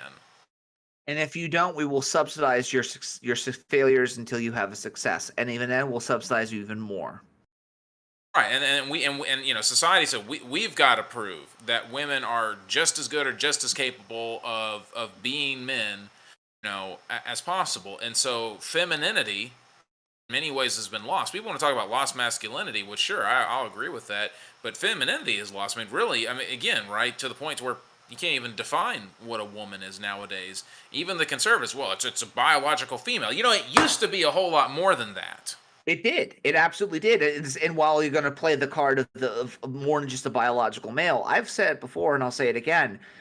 A lot of these alpha males are just that, males. They're not men.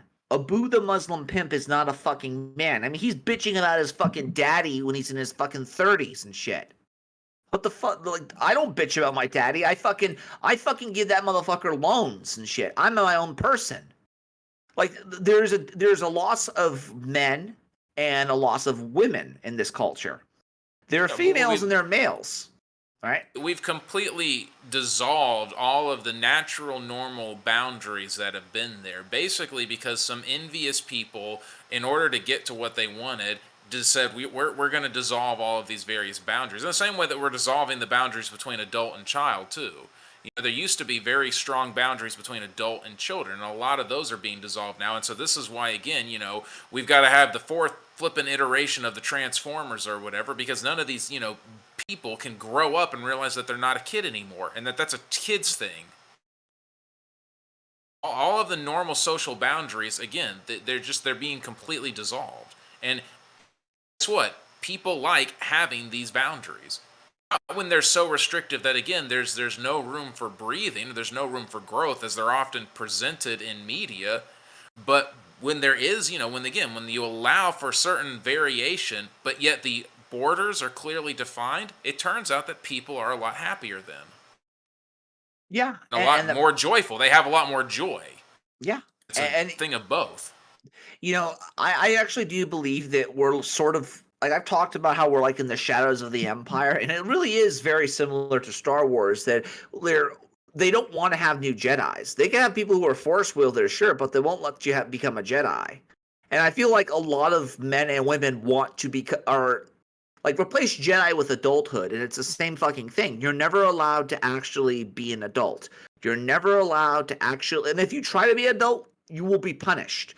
Whether it be because you're taking on responsibility and neglecting, let's say, partying and hookup culture, and you're expecting to get something in return, but the culture doesn't give it to you. It doesn't even acknowledge, it's not because, we expect it to be handed to you. No, we expect it when we achieve that victory, when we achieve that win condition. You pack it up and say, okay, good GG, no re, you're now an adult, you're now rich, you're now whatever. It doesn't do that. I wasted my fucking 20s trying to build a future for myself that didn't exist because of fucking lockdowns.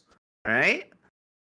So, Well, and I mean, going back to the whole thing with like, Lauren and her husband here, it makes you wonder, why did they get married? Do they understand what the purpose of marriage is? What do they think that marriage is about? Because again, I'll tell you, most people don't really understand what marriage is about. They just think that it's sort of, next level dating or something that well, I want to spend my life with I want to spend the rest of my life with someone, right? That's the quick way to sum it up. That's what marriage is about, is me wanting to spend the rest of my life with this person. You don't need to be married to spend the rest of life. That's not what marriage is about. Marriage is not about you want to spend the rest of your life with this person. Marriage is you want to build a life and you want to build a family with this person. you want to That's spend what marriage is eternity. about. You want to spend eternity with this person. Quite Yeah, literally. but it's not just spending as well. It is about building something that is that is surpassing both of you. Freaking preacher. Holy shit. Keep going, Luke. I mean, this is one of the things again the Catholics sort of get right, and why they get focused on the accidents and miss the substance. No offense, but we got to have children. Yeah, the reason why you got to have children is because children are God's means of extending our legacy.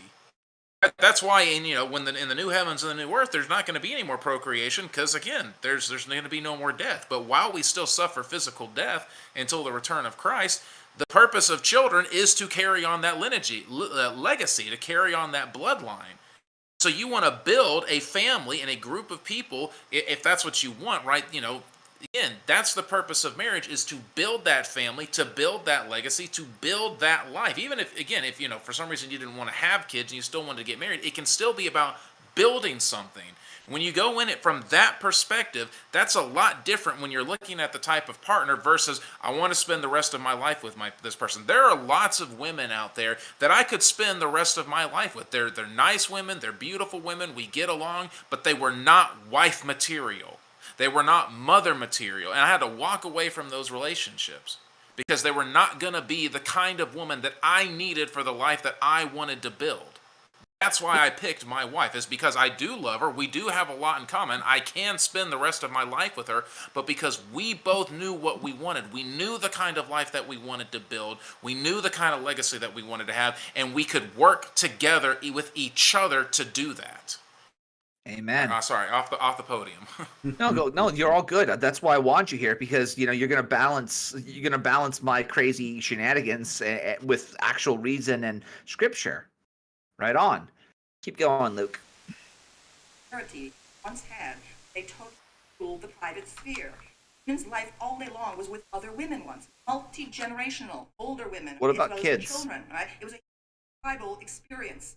Now, what women are feeling is a sense of isolation and loneliness, connection from function. I'm not saying to go back. That's not what I'm saying. I'm just saying stop blaming men. I personally find Dahlia's reason.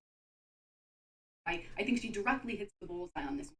Although I would say that I don't necessarily think that it's only older, single, careered women unhappier nowadays than in the past. I do think that this applies to many different women of all ages and different categories. Not all women, of course, many. Women, I really think, inherently need community. Okay, pause it. This bitch right here, those two chicks back there, those are Russian Instagram whores. That's Rex, I think it's Ree Fox, I believe her name is. Let me see if I can find it here. Is it Fox? Ree Fox. Like, and this just gives you an example. Yeah, it's Ree Foxy Dari, I believe. Let me see if I can pull it up here. This bitch right here, you can send it to you. This is that person. Go pull it up here. And again, she's a model. Okay, stop fucking showing models. Stop showing, and I don't care if they're Instagram models. Stop showing models. That's what we're dealing with. We're dealing with somebody who thinks that the Instagram is fucking real. It's not. But what do you expect from a woman, right? Keep going. For women, and since we don't really have it in the organic way that we used to, society is just individualistic and atomized, we're basically gravitating towards any reason. It's Pettibone, Mitch. It's not Sellner. By the way, welcome to the club. You get to be a moderator now. And this honestly could be the reason why feminism has been so successful. Women craved female companionship and solidarity, and of course they also believe they don't. I don't think they crave female solidarity. I think they just wanted status. They didn't care how they got it. What's this, Luke? To be suggesting broadly that feminism hasn't turned out as well as you thought it would when you were younger. No, it hasn't. Earning a living gives women economic independence, which means they have freedom, they have power, they have all these things, but they have no rest, and they look tired, and they look exhausted, and I don't think feminism is wonderful for women under 30. Feminism is what? Wonderful for women under 30. Yeah, it absolutely is. And then when you hit 30, guess what? No one wants you. I mean, I might help Lauren Southern out. I might give her kid like a cookie or something, but I'm not going to fucking like try to court her. Those days are done. She's gone at this point. And again, for Mitch, who just joined the chat, Pettibone is now is still in is like probably the number one, second, like she's in the top 3 of the traditionalist Deadpool for divorces. Again, fucked up as it might sound, I do believe we're in the twilight of tradition. Absolutely. Keep going. Obviously, many women eventually saw through this years realized feminism is a big fat lie. Not only is it a lie, though, because for the gazillionth time, men and women already have equality in the Western world. Also because insufferably intersectional. That is just a bunch of women fighting amongst each other about who is more victimized and oppressed, and who is honestly surprised that this is not appealing to the average woman. Which explains why which brings the transsexual movement into focus. Exactly, because it's all about resources at the end of the day.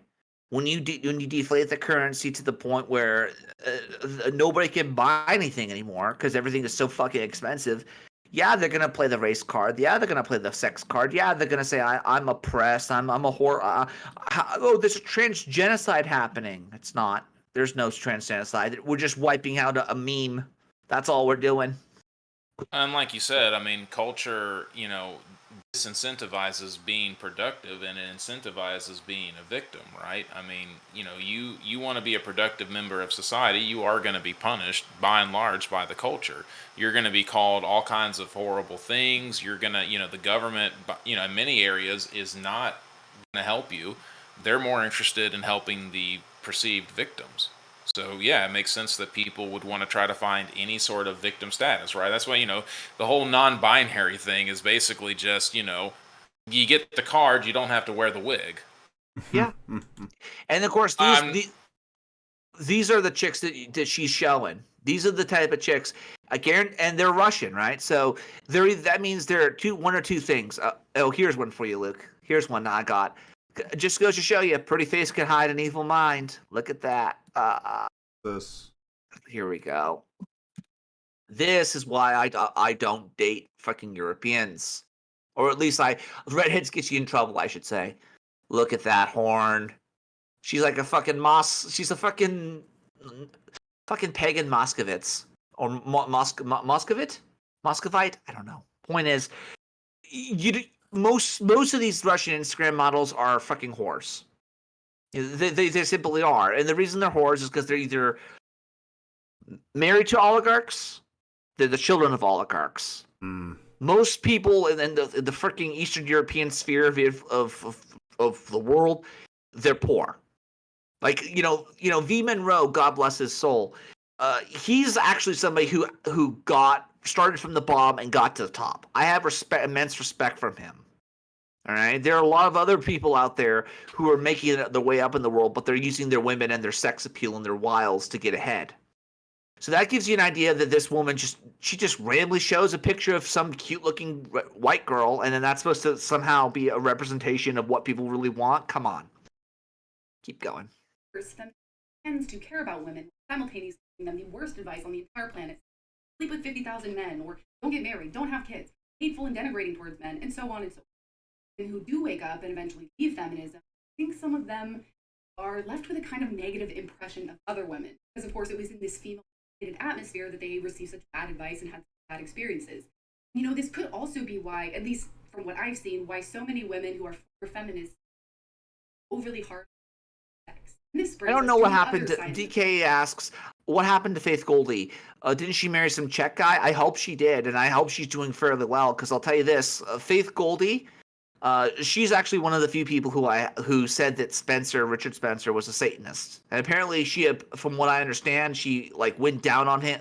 She licked him apparently when they were both pepper sprayed. So she licked him, like she licked his face apparently, and like so they both were like vomiting and shit. No, Mitch. Pettibone did not did not divorce. Although I do believe that they're the next ones on the chopping block, or in the top 3 of the chopping block, for the simple fact that she married a foreign activist. The man has no job. He went to fucking trade school for fucking philosophy. Come on, what are we? We're not dealing with the top tier. Okay, they're not sending their best, so to speak. Keep going. Internet has turned. I'm personally not fond of this term. Very often used as an insult. Not to mention, it's used way too liberally. Not apply in most cases. For example, they'll use it towards you are the pick-me girl who simply want to be a good girlfriend or spouse. And these, of course, are not pick-me women. They're just wonderful women. This, however, I think applies a very, very They're Wonder Woman.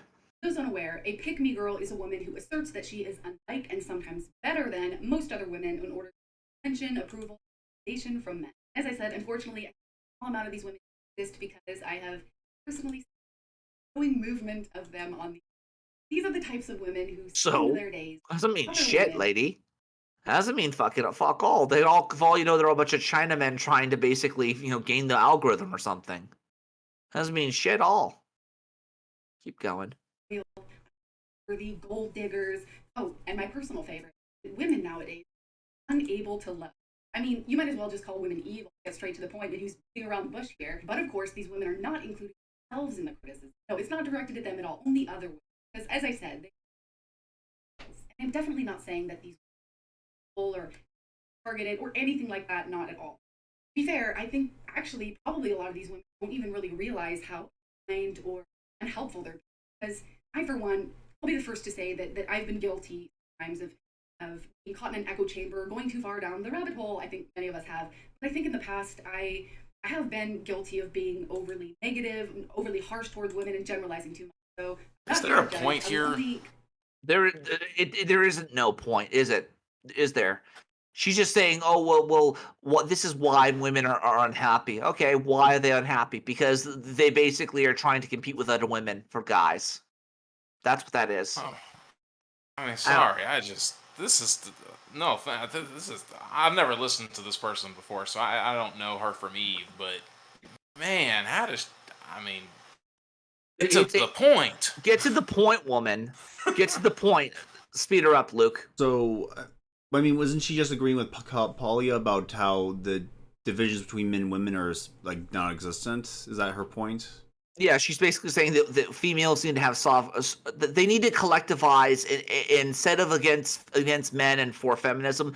They need to collectivize so they can basically, start competing for men and with tradition. So she's going to have a rude awakening coming up here soon. I think what I finally realized that the problem with this conversation, well, what was one of the biggest problems with the civilization, if you want to go that far, is that the public square, which is the media space, has a lot of terrible ideas. Like, don't listen. If you want real advice, like, maybe have selective people in your media space, but don't listen to media to know how to live your life. Don't do that.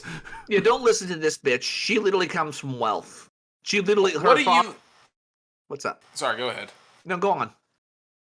I was about to say, what do you know about this person other than what she is showing you, right? I mean, you've got she has got this very carefully pictured, angle from her camera here. You don't know what the rest of her room looks like. You don't know what the rest of her house looks like. She has fucking Apple.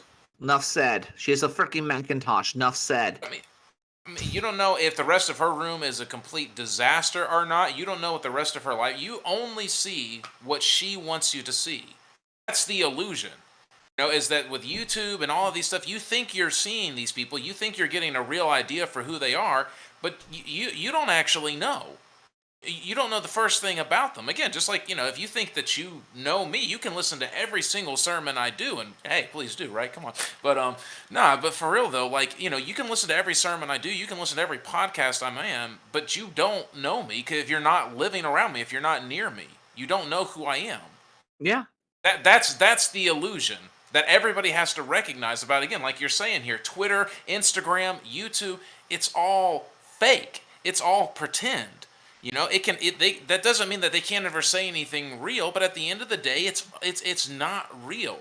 You're not looking in a window and seeing somebody. You're seeing what they have constructed and put out in front of you to see. And Pastor, that reminds me of this clip from the network. Here we are. And you're never gonna get any truth from us. We'll tell you anything you want to hear. We lie like hell. We'll tell you that Kojak always gets the killer and that nobody ever gets cancer in Archie Bunker's house. And no matter how much trouble the hero is in, don't worry, just look at your watch. At the end of the hour, he's going to win. We'll tell you any shit you want to hear. Absolutely. We deal in illusions, man. None of it is true. But you people sit there day after day, night after night, all ages, colors, creeds. We're all you know. You're beginning to believe the illusions we're spinning here. You're beginning to think that the tube is reality and that your own lives are unreal. Bingo. Yeah, that's exactly what's going on here. And YouTube has replaced TV. The internet has replaced television in this regard. Yep. And, those who can't, the world is a stage and men and women are merely players, aren't they? Ugh. And those who cannot play, they get AI girlfriends. Here you go, Luke. Send it to you later. Oh, no. Is that our subject now? Well, yeah, AI girlfriends. Which, by the way, I'll just say it right now. If you have an AI girlfriend, it better be physical and real, or otherwise I don't want to hear about it. Hey, Olivia. What's Go on. this? What's this? It's your girlfriend, Karen Marjorie. I'm currently getting ready for a workout class with some of my fitness influencer friends in Beverly Hills. What have you been up to today? So in case you weren't already aware of it, be assured that we are in fact living in a dystopia. But what's kind of a letdown is that instead of something cool like zombies, or space pirates, or I want alien space overlords, pirates. I want space pirates, Luke. We need to get the space pirate nationalism going on. And God damn it, Luke. Why is it every time we click on her and pause it, she always gives like the best freaking O faces? I don't know what it is. Keep going. Instead, we are living in AI girlfriend sex bot timeline. Pretty big disappointment. If you've been keeping up with the news, Is there a sci-fi that has that? I'm Rick and Morty. Cherry 2000. What was that? Cherry 2000. It's an old movie about a guy who has a sex robot, and she breaks down, so he has to go on this big adventure to find the part to fix her so he can have her back. Eventually, he meets a real woman, and at the end of the movie, he realizes he'd rather be with a real woman than the sex robot. Oh, so it's a happy ending. What movie is this now? This is Cherry 2000. Cherry 2000. That sounds badass. But honestly, I would rather have a freaking robot butler before I have a robot maid before I have an AI girlfriend. Unfortunately, in the modern era, in this version, he thanks her for helping her get the girl hits the parties, and he goes back and goes back to the AI robot and lives a meaningless life. Ugh. I don't know. news, you will know that AI, artificial intelligence, it's here, it's happening, and in all likelihood, it is here to stay. They're using AI for basically everything nowadays, from personal assistants to logo design, art, heck, even deepfakes of voice actors maybe going out of business, and not to mention there's a whole issue of deepfake pornography. That actually gives me an idea. Are you familiar with pornography's always been fake. Oh yes, I was going to mention that. Don John, you guys seen that movie? Don John? No, I have not. Yeah, I've seen it. It's a great movie. Yeah, the ending. Yeah, because it actually brings up that point. Because the guy Don John, he's obsessed with having a girlfriend. But the thing is, he has a porn addiction, and so older woman sees him doing that and challenges him on that. And says, "These people aren't faking it." And she's like, "Of course they're faking it." And I wonder if anyone will ever have the idea of making a story where the AI girlfriend is like, "Come on, I know you're not faking it. I'm an AI. Of course I'm faking it." Yeah. I mean, quite literally in this regard, like you have, I think it's the Chad, like the Chad version of the AI, which is basically what would Chad do, and Chad can basically override your limitations. And that would be a true example of actual AI intelligence. The AI girlfriend finally getting intelligence, like, but I'm your girlfriend. I'm supposed to be telling you that. Don't you understand? Well, what's going to happen is that the girlfriend AI is going to leave him for the Chad AI. Oh, jeez. Sure. I mean, AI already has a ton of different ethical considerations, but when you get into that rabbit hole, nothing good can come from it. And in a similar vein, we now also have AI girlfriends. That's right, we've now reached a level where technologically these AI entities are able to consume thousands of hours of an individual creator's content and then create a chatbot based off of their personality and heck can even sound like them. And so now at least one influencer has actually monetized this concept and is marketing an AI chatbot of herself. I wouldn't be surprised if someone marketed Lauren Southern or Lauren Chen as an AI whore. Like, I'm not even kidding. Like, you could probably have it so, like, you fuck Angela Merkel or something. Like you could actually hate fuck it. Like we're getting to the point with all this other crap that's going on in the world that we're becoming closer and closer to like cyberpunk, unironically. Like with the advent of, I think it was the Apple Vision or whatever it's called, the Vision Pro, which is basically their equivalent of like I guess Oculus Rift, right? We're getting to the point where we might actually start having BDs. Now, what are BDs? Brain dances, which are basically just like you are living it. You could feel the same feelings and all the emotions that happen within the video. So, like, there's actually this one scene in Cyberpunk. Oh, it's like Brainstorm. Yeah, it's like you could feel the feelings of what people went through. So there's a scene in there are a bunch of scenes in fucking Cyberpunk, but one was where like you go through a snuff version of a BD, where somebody is like you get killed and you experience what it's like to die. And there's another one which I don't even want to. There's a guy who becomes a Christian, and then he says, "What I want to do is I want to create a BD of me being nailed to the cross because I'm a convicted felon or murderer." And I want to know, like, I want people to experience what it was like to be on the cross. And, like, you actually have to nail the son of a bitch to the cross. And shit like that. They actually made a movie about this a long time ago. I'm putting the link I'll put the trailer in there. It's called Brainstorm. It talks about exactly what you're describing there. And, like, in the movie, the scientist is married to a musician, but he doesn't get it. He's a scientist. He doesn't get musician, but he can experience what music is like. So they actually made this. It's got what's-his-face, Christopher Walken in it. And in the movie, somebody actually does record what it's like to die.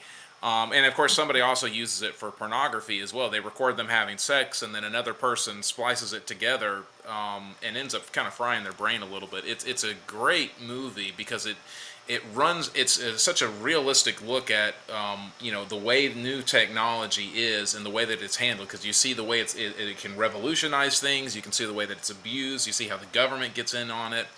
But really, really good movie. I will have to add that to my collection of things to watch. And James Horner did the music for it. It was one of the last movie that this what's-her-face did before she was murdered. Natalie Woodman, I believe. This was the last movie she was in before she was murdered.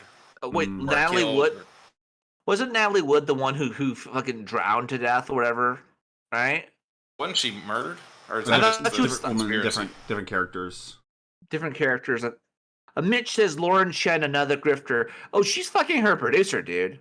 Like, she's literally fucking her producer. Liam Donovan is her producer. Yeah, I remember back when 6 years ago, this was going to be the AI girlfriend. This little container. Ugh, the container. Thank God. The genie in the glass bottle. Ugh. Gotta rub her the right way, honey.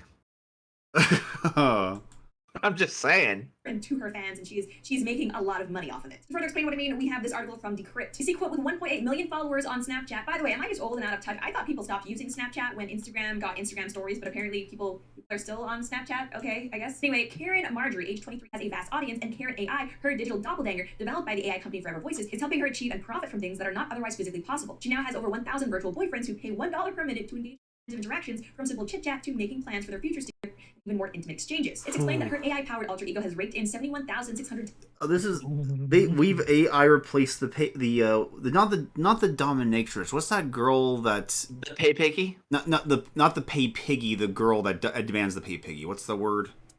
The financial farmer. E-thought that or yeah. The AI has replaced the e-thoughts. That's awesome.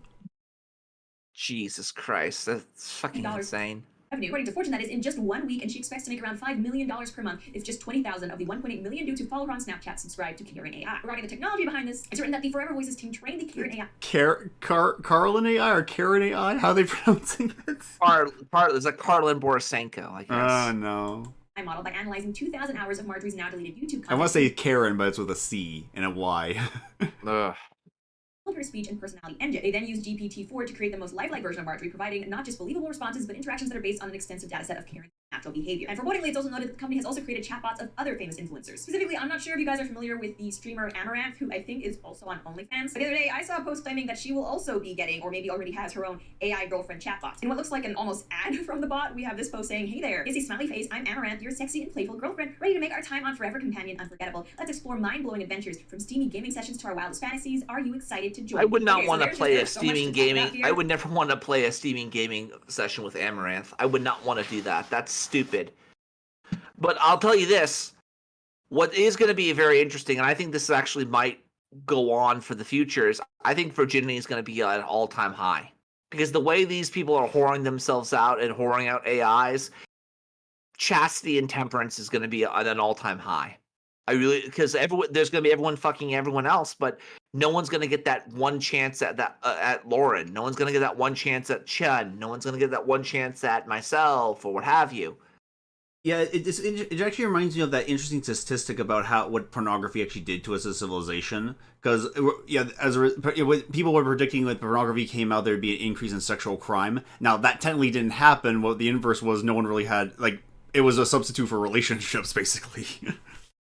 Yep, and I'll tell you this: I wouldn't mind having a Lauren Chen AI. I wouldn't mind it at all. And here's the thing: how are you going to stop me from creating it? How are you going to stop anyone from creating it? I mean, you could very well make it so that, what the hell is this, Luke? It's one of the first things. It's a short. One of the first shorts you find when you say AI girlfriend. It's like an Aha music video. But the thing is, I'm pretty sure these shots are just an actual recording of a person with AI art imposing on it. Take me on, I'll be gone. Wow. And she actually uses, I guess, her magic to move the stocking up her sleeve or something, or her leg. Well, that's just the AI can't make up its mind sometimes because it's just trying to continue the image, but doesn't have a consistent story with what the image is supposed to be. And I brought up the whole concept of why Lauren is pissed off about it. She's pissed off that people are going to the AIs, and I'll tell you this: I'd go to the AIs only for actually talking to people, for wanting to speak to someone. But even then, I would rather go to Aristotle or Plato. I'm not going to talk to some AI waifu who's constantly oh, you're so wonderful. I would never settle for an AI waifu. I would always go for the real thing. And maybe yeah, go on. Sorry, I didn't interrupt you. No, go on. I'm just saying, man, these actors and actresses, man, they better have it in their contract that what the studios can and cannot use, because with deepfake technology and with this AI technology, and the voice and everything, I mean, why couldn't you make a new movie with Leonard Nimoy even though he's dead? Yeah. Well, they already did with what's her name, Leia, right? What's her name? Not Katie. Carrie Fisher. Carrie Fisher. Yeah, they brought him back for the dead. They brought back what the hell is his name? Not Leonard Nimoy. Oh, what's the guy from Apocalypse Now? What the hell's his name? He was the Godfather. Marlon Brando. Yeah, they brought him back for Superman Returns. Yeah, but I mean, again, they could give them completely new lines, right? So rather than having to piece together other little bits, the AI could once it's given enough footage there, it can you can write completely new stuff. So I mean, anything could be used, right? This could be brand new script that they could read. Oh, that reminds me. There was do you remember the movie Fall, where the girl's stuck in that tower? No, I don't remember the movie Fall. Apparently, they incorporated AI blendering technology so they could literally remake the scene without just audio. They just record them saying different things, and they could actually edit to the point where because it was represented with the AI and no one noticed. Jeez. Let me see if I could find that one. I want to find another one that I wanted to send you, Luke. Give me 1 second. I said. You guys are looking. Have you guys seen that movie Constipation? No, I've not. What? Oh wait, it hasn't come out yet. Aw. Jeez. Let me see if I can find it here. We'll do a little bit of a change of pace here, because we start from talking about thoughts. Let's actually talk about other things, because since we have a holy man in the chat, here we go, Luke. Scantily clad witches caught munching on a deer carcass in some bizarre security cam footage. This is what we're dealing with. This is what society is devolving into. The ones that actually hold sex as sacred are the ones who do it for the wrong reasons. Here you go, Luke. Let's see, what's this? This is where we started having Wiccan festivals, basically running around harassing Christians, so to speak. Or they were dangerous. Here we go. See if I can find it here. So apparently there were like a bunch of like witches running around, like actually eating a carcass and whatnot. Ugh. I know this. Like, she looks cute in that pic, but then the next pic she shows like, I guess, her other side.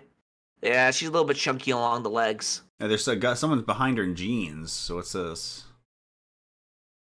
Oh wow, they actually are in jeans. I didn't know that. Maybe she was caught. Somebody's behind them. Yeah. A man's legs are seen behind a figure who is recorded in Stanhope on a trail cam eating a dead deer. So this woman was like legitimately munching on a fucking dead deer. Was it killed, or If did she they knew just what was find going it? on with deer right now, she wouldn't be doing that. What happened? Wait, what happened? Well, there's all kinds of crazy diseases going on with deer right now. I can't remember one. I was hearing about one today where there's a disease that it remains, once the deer has it, it doesn't show up towards the end of its life. It's like called excessive waste disease or something like that. But once the deer dies, it actually stays in the ground for like a long time, like for several months, even after the deer's died. And burning it doesn't kill it. Freezing it doesn't kill it. Oh, Christ.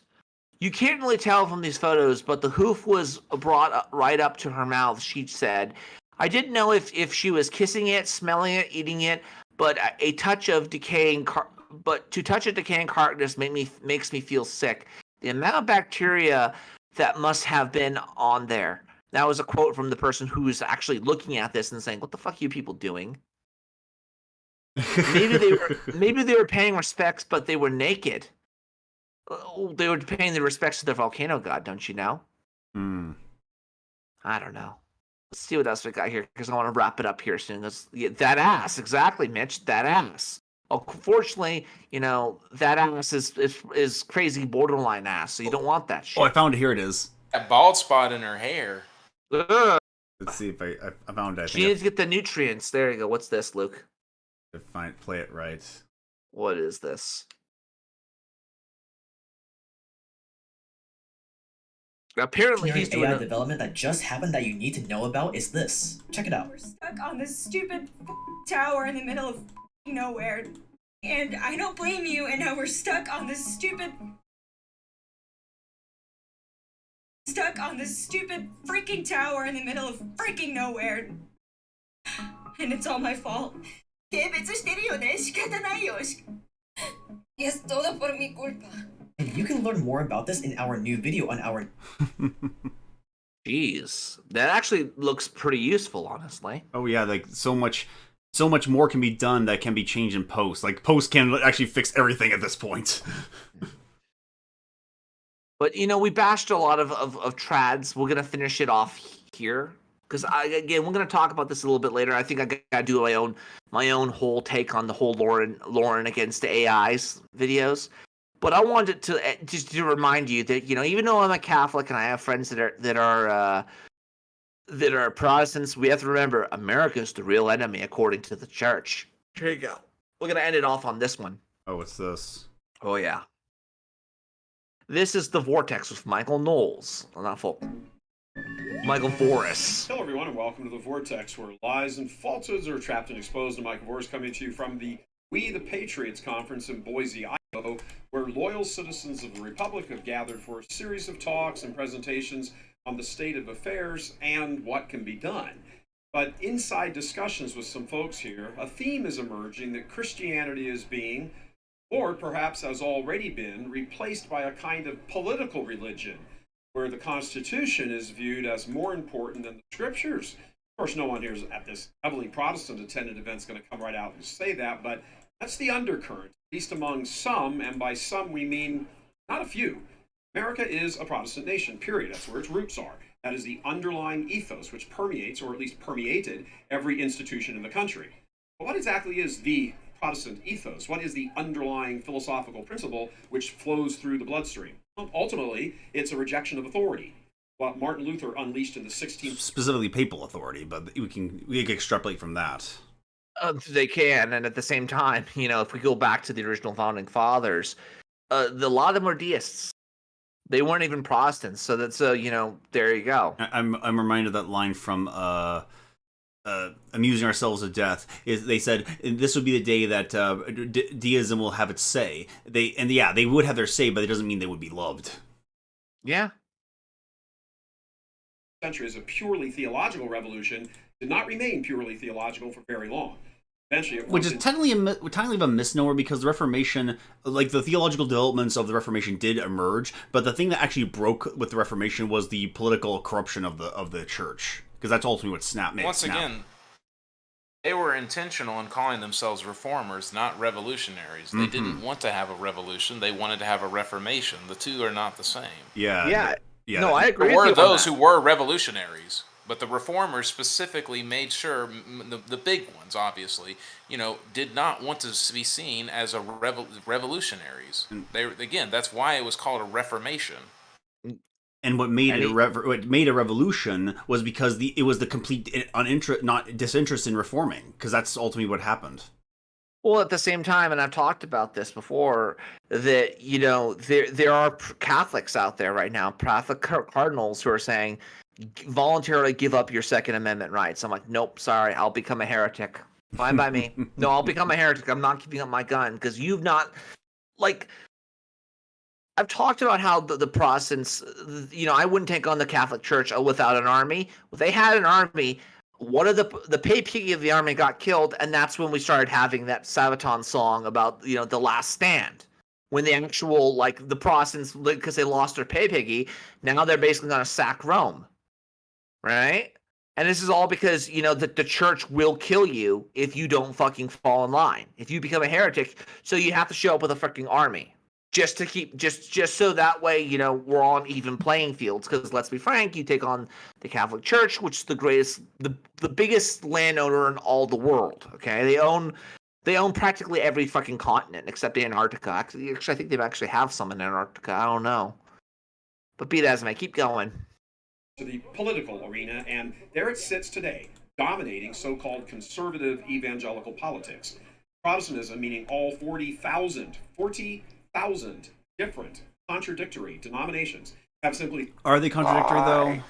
Lie! That's been disproven by even Roman Catholics. Well, again, this guy's Boris, so I don't know. He looks like a cross between like a more grizzled version of Michael the Archangel with that fucking hairstyle. I'm just saying. Looks like that guy from Highlander the Source, that cardinal from Highlander the Source. Have you seen that movie? Yeah, the guy who... Oh, that fucker. He does. Thrown in the towel on getting to the bottom of the question of truth. Each one of those religions, and be clear, each denomination is its own religion. Back when I was in, when I was in LA, the ethos of the church world I was in was just not to be involved in politics. That didn't really matter. That was all going to work itself out. It's kind of like a pan-politicalism. Like, you don't have to worry about politics. It's just all going to focus on other things. Ugh. Which I understand the motivation, because politics can make you a very cynical, jaded, and corrupt person, but you can't just ignore it. Well, you have to remember, Niccolo Machiavelli was an Italian, and that means he's probably more than likely a fucking Catholic on top of that. And Niccolo Machiavelli was telling it like it was. He wasn't advocating to do this shit. He was just saying this is probably within the playing field now. But this talking point, it just persists. Like, there's no correction. Like, as long as the talking point is useful, it will persist. That's annoying. The cool thing is maybe the SJW and the Protestants and the rest of the conservatives who actually want a good life you'll be like he, her, Zim, Wonder Twin powers activate. Let's get the fucking trad. Because I'm getting sick and tired of these type of people. I'm sick of it. Proposes contradictory principles and beliefs to all the other religions. Yeah, sure, they have some beliefs in common. They have some beliefs in common with Catholicism. But they also have various beliefs in total opposition to each other. That's why they're different denominations. Name me one, please. Other than social organization, give me one, please. Mormonism and Lutheranism. Oh, that's not even Mormons aren't even Christian for crying out loud. Mormonism's not Christian. There you go. Mormonism's There a you go. polytheistic religion. Yes. There you go. Okay, let's say. I mean, that's to say that Mormonism is Christian. You might as well say Muslim is Christian. Yep. I mean, if you're going to define Protestant as anything Yep. that's not Catholic, then again, you might Muslim is. I mean, again, but that we wouldn't identify with them because, like I said, the Muslims would deny the deity of Christ, and the Mormons here deny that Christ is was God before he became man. They say that he's a man who became God. That's fundamentally different from what you're going to hear from a ECA Presbyterian or Southern Baptist, or what you're going to hear, again, even a Lutheran. Yeah, they will all agree on the divinity of Christ. They will not agree with a Mormon. That's very clear. Right. I mean, the definitions of the core of the faith have been pretty well defined amongst some of the biggest, at least Protestant thinkers, but even within Roman Catholicism. I mean, I don't know how you feel about Vatican II, but I mean, in part, some of those things were discussed within that. And oh yeah, dude, I hate Vatican II. I legitimately will not go to, like, there was a time where I would not go to church because there was nothing but Vatican II. I would not go to church. I would deliberately go and I would watch, let's say, Fulton Sheen for that day, and that would be my freaking daily bread. And I do like the distributist take. Like, I mean, he's Catholic, but he just says, like, a Christian is anyone who can honestly announce the Nicene Creed. And in the Nicene Creed, aside from the word Catholic, any Christian would confess it. Anyone who know, like, the contingent of the word Catholic, virtually any Christian would confess the Nicene Creed. Yep. I mean, in that context, what Catholic means is universal. Yeah, it's not exactly. talking about specifically the Roman Catholic Church. Exactly, and a Mormon wouldn't say that. And and every Protestant denomination would confess with the contention of the Catholic. They would all recite the Nicene Creed, and that's something that has to be addressed. But we're getting off track. This person has to make that point. Yep. It was made to simply allow erroneous and contradictory beliefs to coexist side by side and have no involvement from the government. Good in some ways, but ultimately destined for total cultural collapse because it is truth which is ultimately being ignored. Well, the divisions for us are trying to have a federal government that will forcefully unite all these different differences coming together. Like, yeah, but we don't want that. We're a federation. We're a confederacy. We are different states with our own religion, with our own governments. We could do that. Yeah, and at the same time, this is more of a first world problem. Because, like, it's one thing for you to have a church on your side of town, and then there's a church on my side of town. I have to go on the other side of town just to fuck with you, right? But on the internet, anyone can bash the Catholics, anyone can bash the Protestants, anyone can bash the Muslims. I mean, look at atheism; it's their bread and butter, isn't it? With certain contentions, with certain. Yeah. So the scriptures become a benchmark for perusing through and cherry-picking whatever verses support your personal interpretation for your worldview, including your view of God and whatever morality your God demands of you. Of course, only one of two courses could be followed in this sort of milieu. Either slug it out and determine which religion is truthful and the right one, or ignore the theological and philosophical contradictions and just move on. But the reason we do that is because we have greater enemies to worry about. Like, right now, we can't really get mad at each other with these theological discussions. I mean, there's a time for that, but we're dealing with a political force that wants to eradicate Christianity from the face of the earth. Let's just try. I'm mincing words a little bit, but that is what they want. Well, they're dealing with forces, aren't we? It's not just the Muslims, but it's also the frickin' I would say the frickin' the ones who are currently the Marxists, the ones who are in our current political elite class. The ones who are currently in our political and military elite, those people. Yeah, those people. It was obviously the latter course that was chosen. In short, the proverbial can was being kicked down the road. Well, now jump. What? All right, chosen. Like, everyone just got together and just said, okay, we're going to go with this option here. I mean, golly, could you be any more reductive, buddy? Roll, please. No, I love his little, like, faux, like, trying to be Tucker Carlson. Like, stop. You're not Tucker. He's not Tucker. He never will be. He's too red for me. He's the bill has come due. Protestantism, because of that choice, has had to create a new religion that there could be much more agreement on. Politics is the new religion, and the Holy Writ is the Constitution. That's what non-Christians do. That's what the left does. The politics is the religion. That's what they do. Don't attribute that to us. Thank you very much. Yep. If the Sorry, Constitution says it, the word separation of church and state was written by Protestant pastors to Jefferson. So this whole, I mean, again, already he's just off the deep end.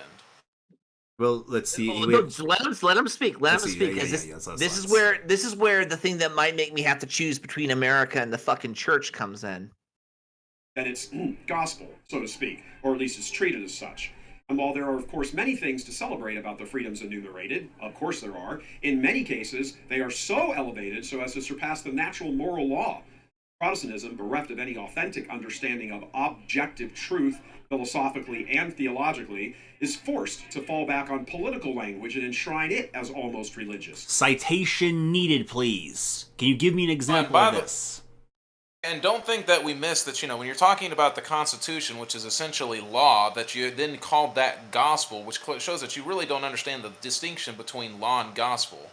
Well, you have to understand, Pastor Tom, we as Catholics have justice.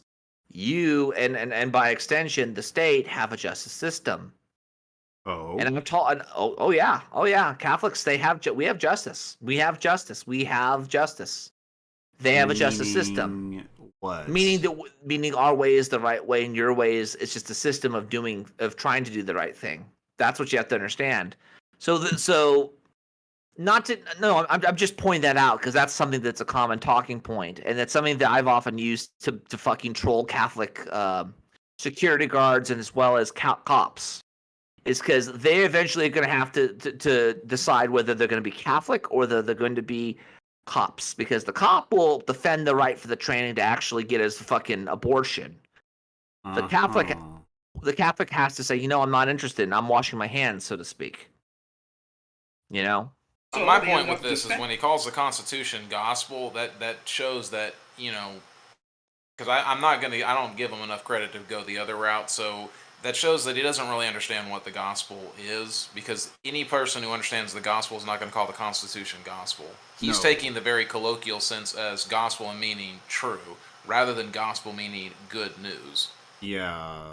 The Constitution is law, basically.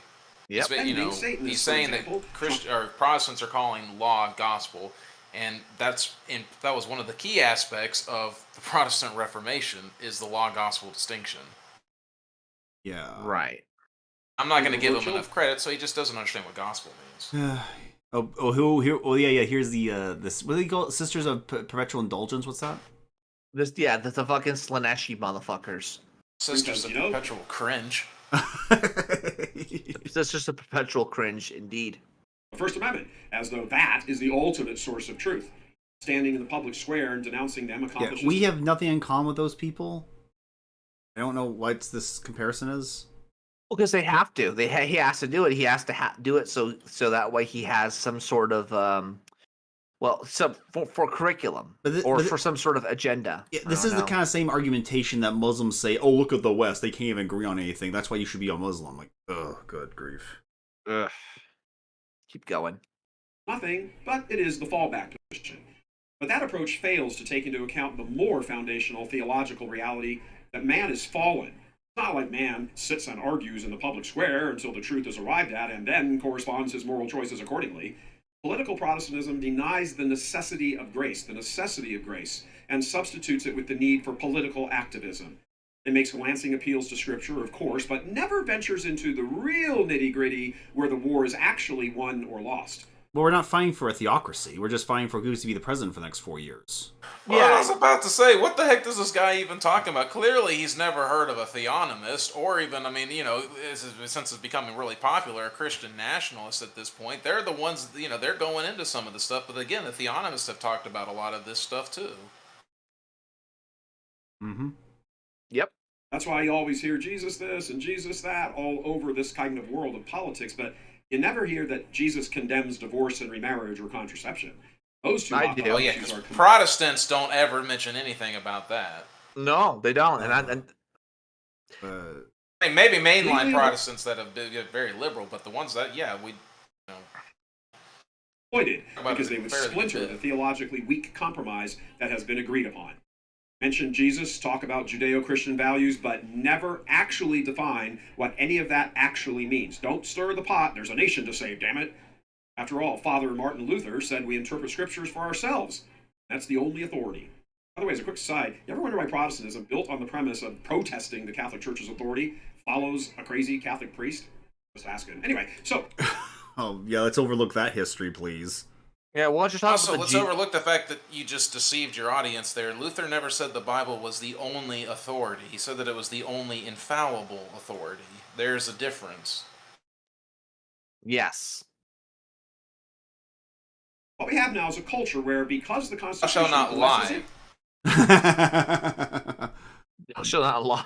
Oh, boy. Keep going. People have a right to promote evils as legitimate objectives. That is not in accordance with natural moral law, despite all the grandstanding and chest thumping. The founding fathers were not perfect. They were fallen men just like everyone else. They didn't... Oh, but is that... Do you also apply it to the Pope? No, he's holy. No, he is holy.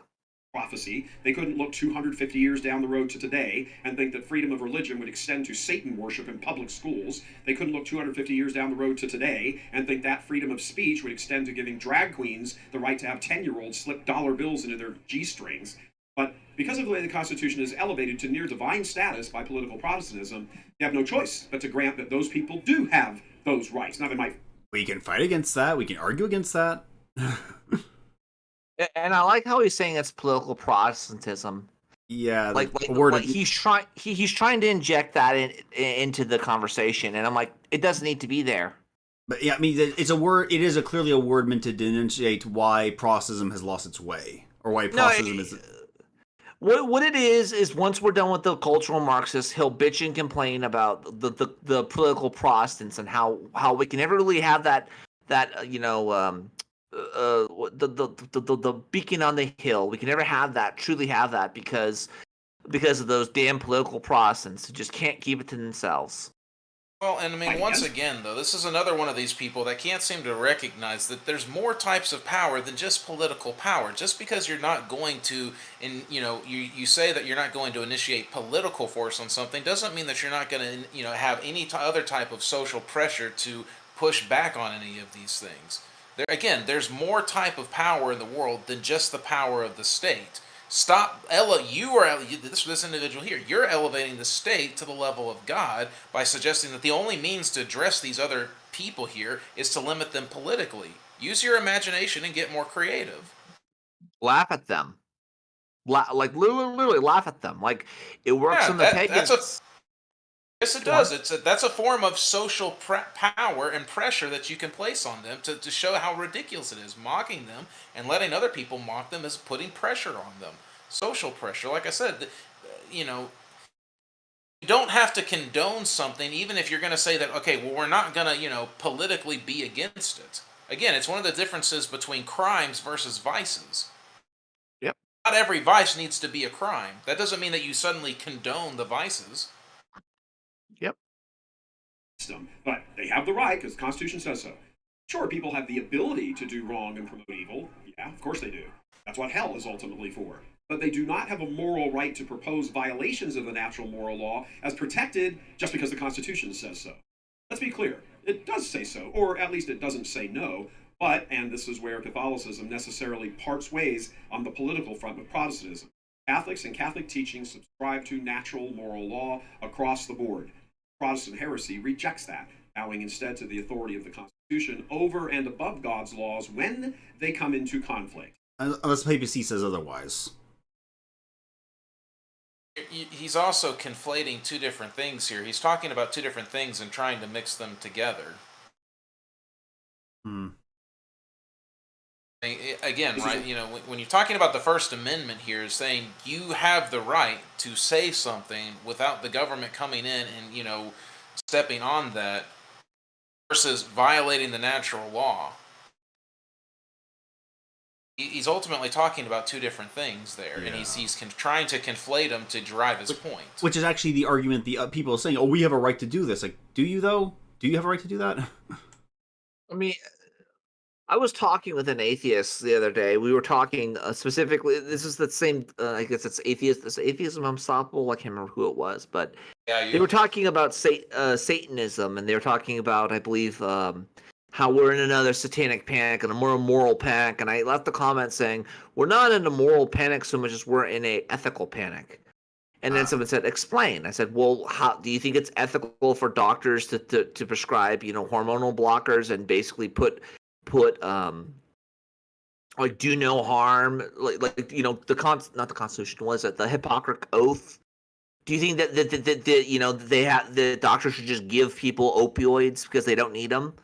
Like we're in an ethical panic when it comes to how to live one's life. It's not a moral panic. Moral, and they said, well, what's the difference? I said, morality is for the individual. Ethics are for the group. You want to have a doctoral ethics. You want to have, ethics when it comes to journalism and things such as that. And somebody said, well, they basically just said, well, I get to do it because I get to call it ethics. And I just said, okay, well, the fact that you said it should be, they used the term of, oh, well, it's okay when the authorities say it.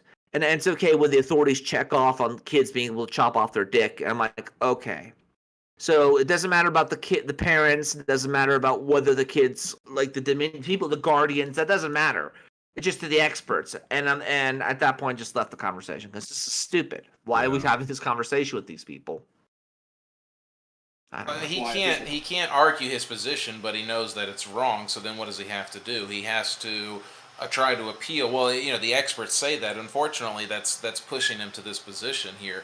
And I mean, this is where feminism and the homosexuality, basically the lie that men and women are different. People not wanting to acknowledge that is a lie, or that that's the truth. That men and women are different. We want to believe the lie that basically men are the same. That people have to keep signing off on this more and more ridiculous formation of that lie because they don't want to acknowledge the truth. Men and women are different. No, and then they'll have these wizards like this fucker right here basically trying to make it about the process. I mean, again, I don't think it's the process. I think what it is at the end of the day is multiculturalism. I think it's multiculturalism, and I think we've allowed these cultures to flourish, and because of the internet, some of them are expansionists. Some of them are actually wanting to not just coexist, but ultimately acknowledge that these people who believe that kids can chalk off their dick and become girls, they're going to become a threat at some point. So I think he has a point, but what? They already are, aren't they? Yeah, they are. Protestantism has caved on every moral question of the day, and Catholicism has not. We are rooted in God's law. Secularism caved into that. That's the kind of thing when we stopped being explicitly Christian. Yep. I mean, again, right? I love also you gotta love the two-step here. 40,000 denominations, but we're gonna speak about Protestantism as a whole. They've got completely conflicting beliefs, but we're gonna say that they've caved on every moral issue. I mean, you gotta love that little two-step there. So when it's convenient for us to be, diverse and conflicting in our opinions, well, then we're that. But when it's convenient for us to be, completely monolithic, oh, well, then we're that. Well, which are we? Yeah, and I've also spoken before, and I've actually talked to Lloyd DeJong about this. I've actually talked to him here and there. I told him, hey, a lot of these atheists, yes, a lot of them are activists, and a lot of them, like atheism as a whole, has its roots in Marx and the French Revolution, right? But at the same time, the average atheist today is very similar to the feminists who could be totally, pro-sex and all the other crap and not know a single thing about fucking socialism. And you have to treat them that way. You have to understand that atheist has his reason to be an atheist. Keep going. And I mean, again, really collapsing on every moral issue. Have you seen what the Pope has said on certain things recently? Oh yeah, Pachamama. He's I know collapsing about it. on abortion. He's collapsing on homosexuality. It's happening in slow motion, but the collapse is apparent. Yep. Protestantism is rooted in a belief that the Constitution is God's law. Excuse me? Rooted? What does rooted mean in this instance here? Because the Constitution wasn't written when Luther and Calvin were around. No, it wasn't. What? They're wrong. Make a video of this, Luke. Morally and philosophically. All you have to do is just look around at the current cultural collapse. Worship of America, killing America. coming to you from the We the Patriots conference. And with that phrase, he's technically true. The problem is everything he said before that was nonsense. Well, he's trying. He has to get his like hatred of Protestants on. Even though I personally think I personally think that at the end of the day, it's not the papists, it's not the fucking Protestants, it's the goddamn Wiccans in the backyard that are eating the fucking dead carcass of the freaking deer. And those are the ones we have to watch out for. And everything that plays out reminds me of Romans, where he says, they are senseless, faithless, heartless, and ruthless. And although they know God's righteous decree that those who do such things deserve death, they not only continue to do these very things, but approve of those who practice them. Yep. Luke, okay, that's about it for tonight. Luke, final thoughts.